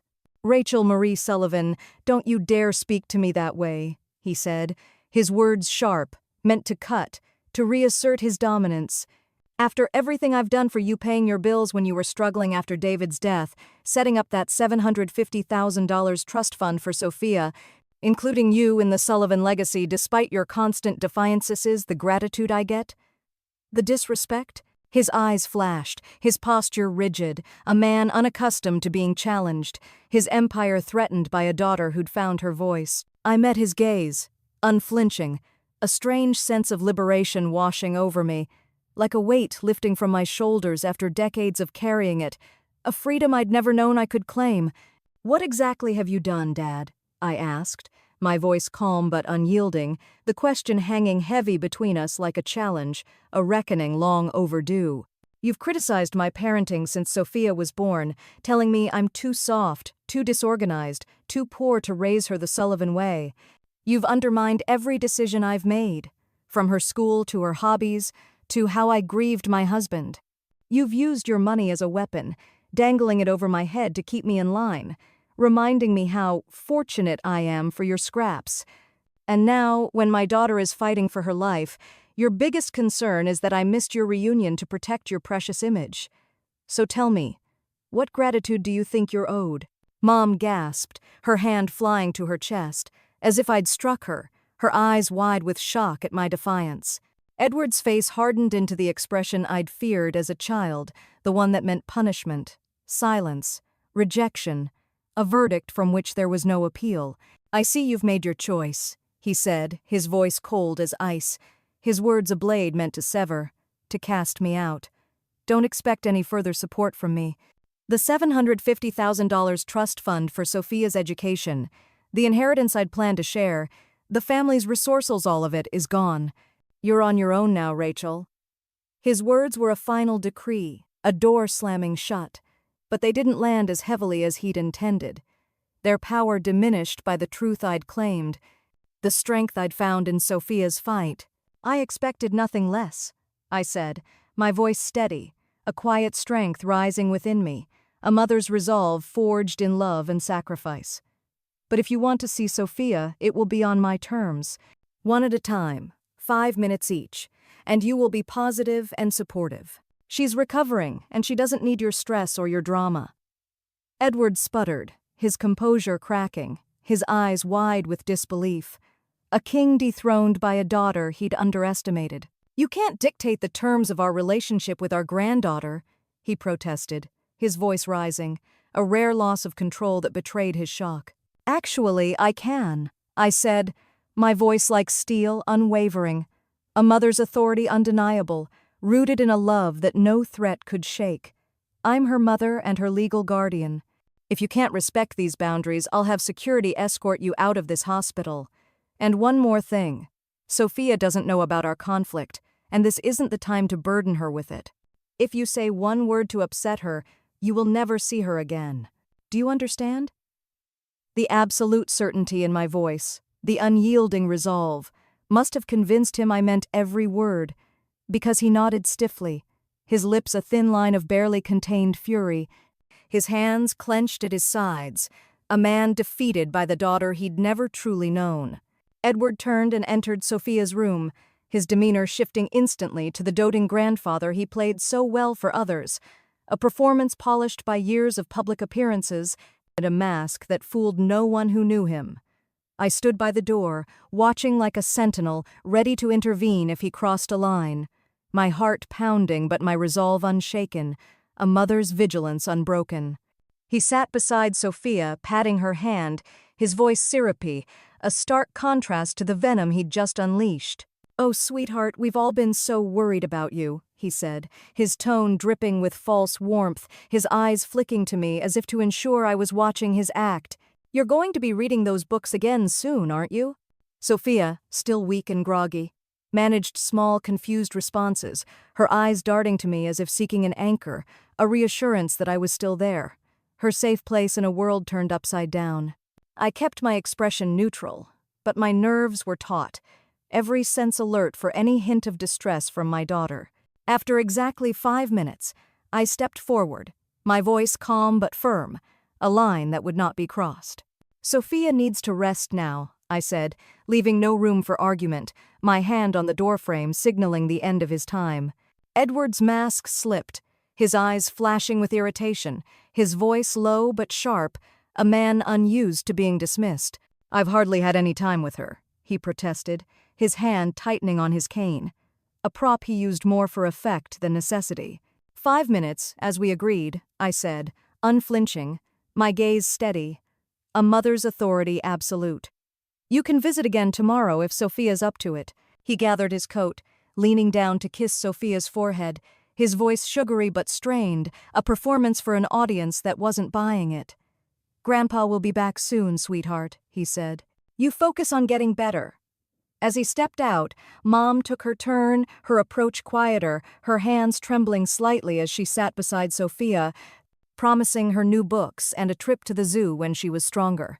Her voice was warm, but her eyes avoided mine, as if she knew she'd betrayed me by siding with Edward, a choice she couldn't undo. When they'd both left, I returned to Sophia's side, emotionally drained but resolute, like a soldier after a battle, my heart still racing from the confrontation, my body heavy with the weight of it all. "You okay, sweetie?" I asked, smoothing her blanket, my hand lingering on her arm, grounding us both in the quiet that followed the storm. She nodded, her voice a faint whisper, her eyes heavy with fatigue but sharp with perception, a glimpse of the insightful girl I knew. "Were you fighting about the reunion?" she asked, her gaze searching mine, too perceptive even now, a reminder of how much she noticed, even in her weakened state, her heart attuned to mine. I hesitated, choosing honesty tempered with care, wanting to protect her without weaving a web of lies, to shield her from the pain while honoring the truth we'd always shared. "We had a disagreement," I admitted, keeping my tone gentle, my hand squeezing hers reassuringly, a promise that I'd always be her safe place. "Grandpa wanted me to go to the family reunion yesterday, but I needed to be here with you. That's all you need to worry about right now, okay?" Her eyes, so like David's, studied me for a long moment, then softened with understanding, a quiet trust that made my heart ache with love. "You stayed with me the whole time," she said, her voice barely audible but certain, a statement more than a question, a recognition of the love that had anchored her through the darkness. Every single second, I promised, my voice thick with emotion, my hand tightening around hers, a vow etched in every fiber of my being, a love that no ultimatum could break. She paused, then whispered something so quiet I had to lean closer to hear, her breath warm against my ear, her words a gift I'd carry forever, a beacon of light in the storm we'd weathered. "You were right to stay." In that moment, as tears blurred my vision, a sob catching in my throat, I knew with absolute certainty that I'd made the right choice not just for Sophia, but for both of us. The weight of Edward's threats, the $750,000 trust fund, the family ties I'd severed, they faded in the light of Sophia's words, a truth that shone brighter than any inheritance, a love that was worth every sacrifice, a victory forged in the fire of our bond. Sophia's whispered words, "You were right to stay," became my mantra in the weeks that followed, a quiet strength that carried me through the long, winding road of her recovery, a beacon that guided us through the shadows. The hospital room, once a prison of fear, transformed into a space of small miracles, each day marked by victories that felt like gifts after the darkness of those 4 days in the ICU. Sophia's first unassisted sit-up, her wobbly grin as she balanced on the edge of her bed, a spark of the girl who'd once raced her bike through Denver's parks without a care. The day she read a page from her favorite book, her voice halting but clear, proving her mind was healing, her love for stories unbroken by the trauma. The moment she left had a real, bubbling laugh at a silly joke Mia told during a hospital visit, a sound that echoed through the sterile room like sunlight, breaking through Denver's winter clouds, but a melody I'd feared I'd never hear again. These were the threads weaving us back together, stitching up the wounds of that terrible accident, binding us closer than ever, a tapestry of love and resilience. But the road wasn't smooth, and the setbacks tested us both. A reminder that healing was a marathon, not a sprint, a journey of patience and perseverance. Sophia struggled with short-term memory lapses, forgetting the title of a book she'd just read or the name of a friend who'd visited, her frustration palpable as she'd clench her fists. her blue eyes flashing with anger at her own limitations, a fire that reminded me of David's stubborn spirit. Fatigue hit her hard, her energy draining after simple tasks like writing a sentence or brushing her hair, leaving her pale and listless, her small body curled on the hospital bed. Headaches plagued her, some mild and fleeting, others so intense she'd wince, her hands pressed to her temples, whispering, "It hurts, Mom." Her voice small but piercing, each cry a dagger to my heart. Her fractured pelvis required a second surgery, a grueling procedure that left her in pain and me pacing the waiting room, bargaining with the universe again, my heart aching with every minute she was out of my sight, my hands trembling as I clutched her braided bookmark, a talisman of our bond. Yet through it all, Sophia's spirit shone, a resilience that humbled me, a fire that refused to be dimmed, a light that burned brighter with each challenge she faced. "I can do this, Mom," she'd say after a tough physical therapy session, her voice steady even when her body trembled, sweat beading on her forehead, her determination a mirror of her father's courage. I saw David in her every day, his quiet grit, his love for life, the way he'd push through pain with a grin, just like Sophia did now, her eyes bright with a defiance that refused to bow.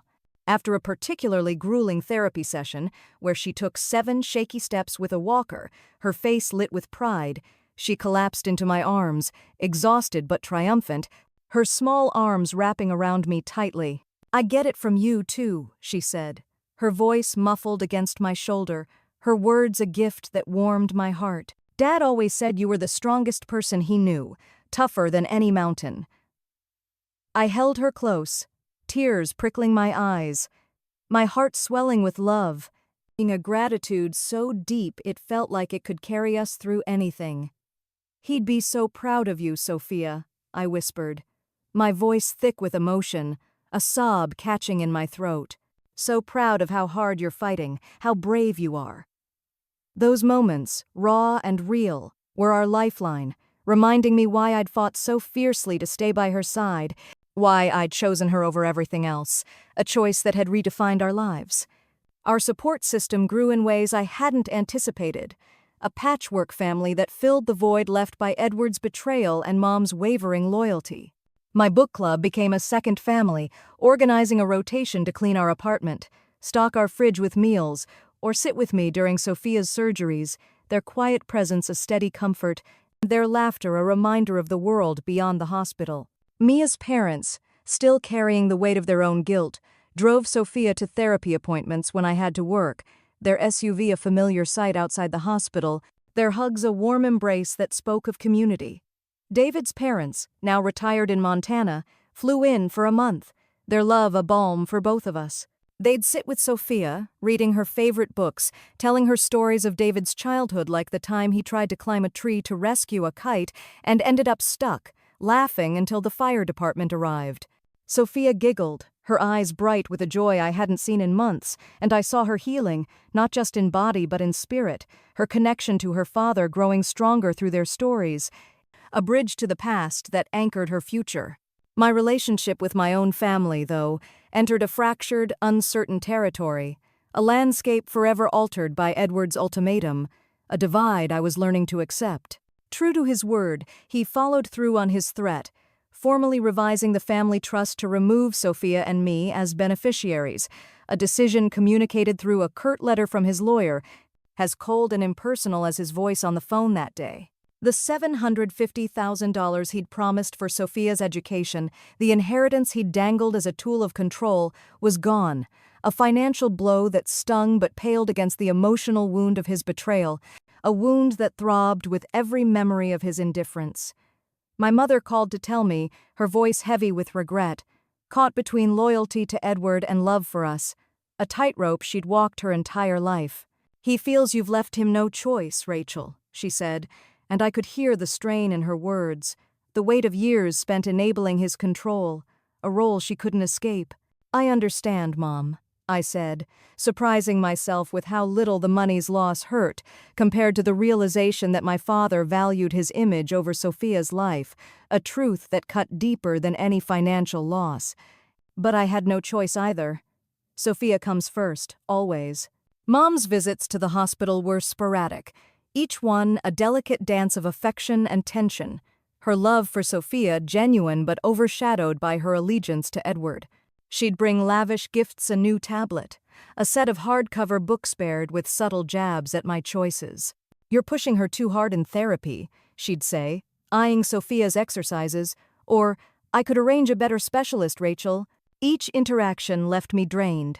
But I stood my ground, limiting her time with Sophia, ensuring every visit was positive, a shield against the stress she brought, a boundary I enforced with a mother's unwavering resolve. Edward, on the other hand, stayed away after that first visit, his absence a loud silence, a confirmation of his priorities. He sent a single gift, a high-end bike, delivered with a note that read, "For Sophia's recovery. Edward Sullivan."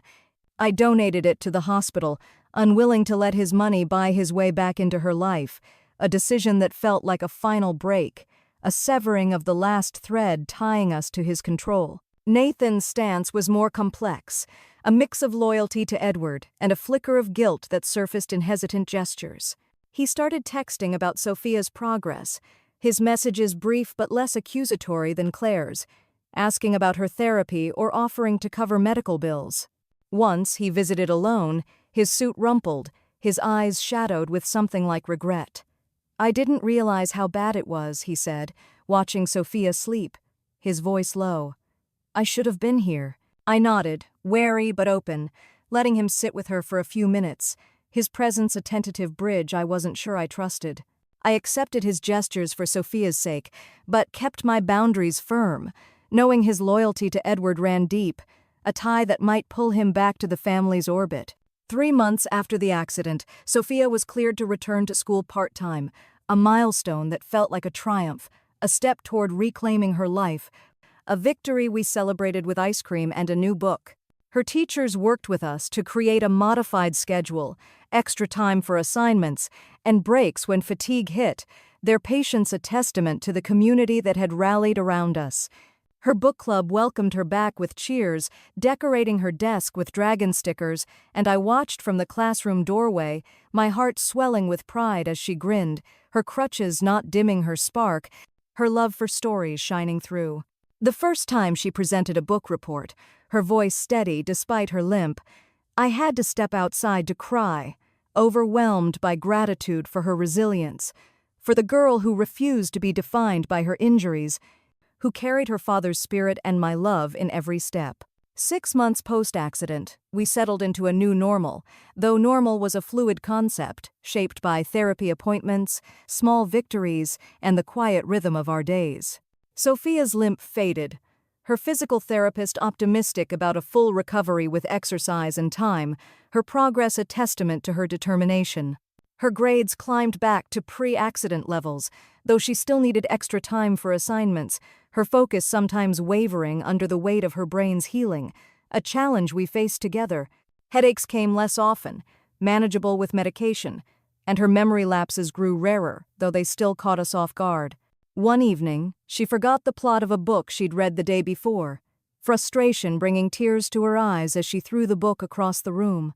"I hate this, Mom," she said, her voice breaking, her vulnerability a rare crack in her brave facade. I held her close, stroking her hair, my voice steady despite my own tears, a mother's strength for her daughter. "You're doing so much better than anyone expected," I said, my words a promise. "We'll get through this together, I swear." She nodded, her tears soaking my shirt, and we sat there, just the two of us, stronger for the battles we'd faced. Our bond a fortress no setback could breach. Financially, the loss of Edward's $750,000 trust fund hit hard, a gap I couldn't fill on my freelancer's income and part-time tutoring gigs, a reality that forced hard choices.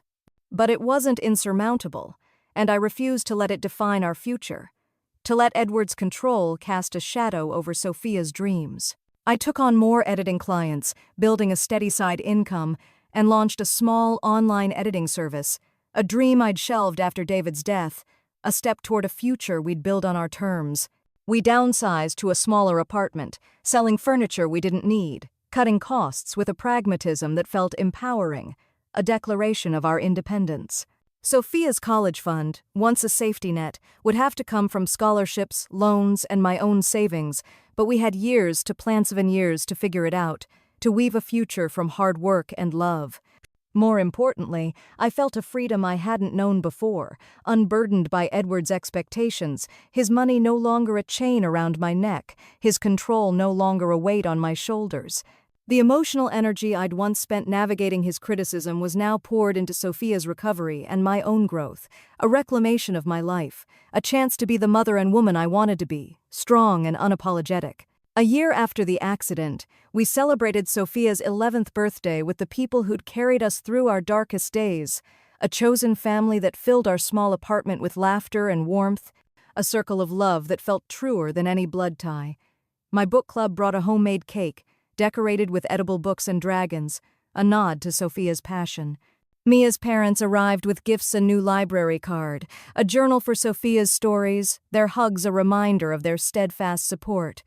David's parents called from Montana, promising a summer visit to the Tetons, their voices crackling with love across the miles, a connection that held us close. My mother came, bearing a gift she'd chosen herself, a set of fantasy novels, carefully selected for Sophia's taste, her presence a tentative step toward healing. She hugged me tightly, whispering, "You're a hell of a mother." And I felt a pang of hope, though her ties to Edward remained a quiet barrier, a wound that would take time to heal. Edward stayed away, his absence a choice I no longer mourned, a silence that spoke louder than any apology he'd never offer. He sent a check for $1,000, labeled, "For Sophia's recovery," but I returned it, unwilling to let his money buy his way back into her life, a decision that felt like a final break, a severing of the last thread tying us to his control. Nathan visited a week later, his demeanor softer, his eyes shadowed with regret. "I was wrong," he said, watching Sophia red, her focus a quiet triumph. "I should have stood up for you." I nodded, letting him stay, but kept my guard up, knowing his loyalty to Edward might pull him back, a bridge we'd cross slowly, if at all. That evening, we sat on our tiny balcony, Denver's skyline twinkling under a clear sky, stars peeking through the city's glow like promises of hope. Sophia leaned against me, her head on my shoulder, her crutches propped nearby, a testament to her progress, her strength. "Mom, are we ever going to see Grandpa again?" she asked, her voice soft, curious but not accusing, her fingers tracing the braid of her bookmark, a habit that grounded her. I took a deep breath, choosing honesty tempered with care, wanting to protect her while teaching her the truth about love, about boundaries. "I don't know, sweetie," I said, my voice gentle, my hand resting on hers, a quiet anchor. Sometimes relationships hurt more than they help, even with family. Grandpa and I have different ideas about what love means, and right now, I need to focus on what's best for you, on keeping you safe and happy. She nodded, her fingers stilling, her eyes fixed on the distant lights, her mind processing with a wisdom beyond her years. "He always made you sad," she said, her voice matter. A fact, her perceptiveness startling me, a reminder that children see more than we think. Even before my accident, I could tell. He'd say things like how you should be more like Uncle Nathan, or how our apartment was too small. "Yeah," I admitted, my voice soft, a lump rising in my throat, tears pricking my eyes. I kept trying to make it work because I thought that's what daughters do, what families do, but I've learned that real family supports you without conditions, shows up when you need them, loves you for who you are. She tilted her head, looking up at me, her blue eyes bright with understanding, a spark of her father's spirit. "Like me as parents," she said, "bringing me to therapy when you were working, or your book club with all those dinners when I first came home." I smiled, my heart full, her words a mirror of the truth I'd come to see, a truth we'd built together. "Exactly like that," I said, squeezing her hand, our bond a fortress. "That's love, Sophia, not just words or money." She was quiet for a moment, then spoke, her voice steady, a wisdom that belied her age, a gift born of our shared trials. "Dad would be proud of you, Mom," she said, her eyes fixed on the stars, her words a beacon in the night. "For standing up to Grandpa, for taking care of me, for being so brave." The unexpected words brought tears to my eyes, a flood of emotion I couldn't hold back, my throat tight with love and gratitude, a sob catching in my chest. "He'd be even prouder of you, Sophia," I said, my voice trembling, a smile breaking through the tears. "The way you fought to come back, how hard you've worked, how strong you are. You're his girl, through, and mine always." We sat in comfortable silence, the stars twinkling above, a reminder of the vastness we'd survived, the battles we'd won together, the love that had carried us through. I reflected on our journey, Sophia's accident, Edward's ultimatum, the choice that had broken chains I'd carried for 39 years, a choice that had cost me $750, in family ties, but given me something priceless.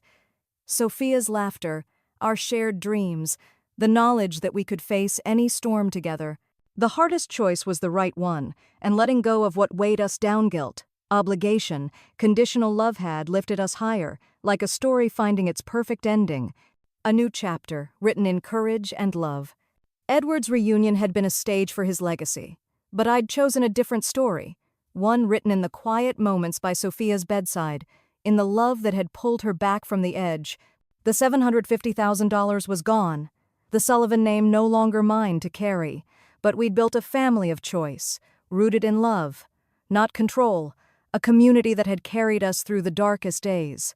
Sophia's accident had nearly destroyed us, but it had also set us free, a paradox I was learning to embrace, a truth that reshaped our future.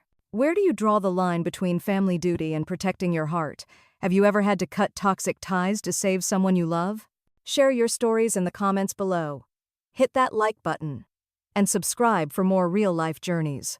Thank you for being part of ours, for reminding us that sometimes the family we choose is the one that truly carries us through, stronger and freer than we ever imagined.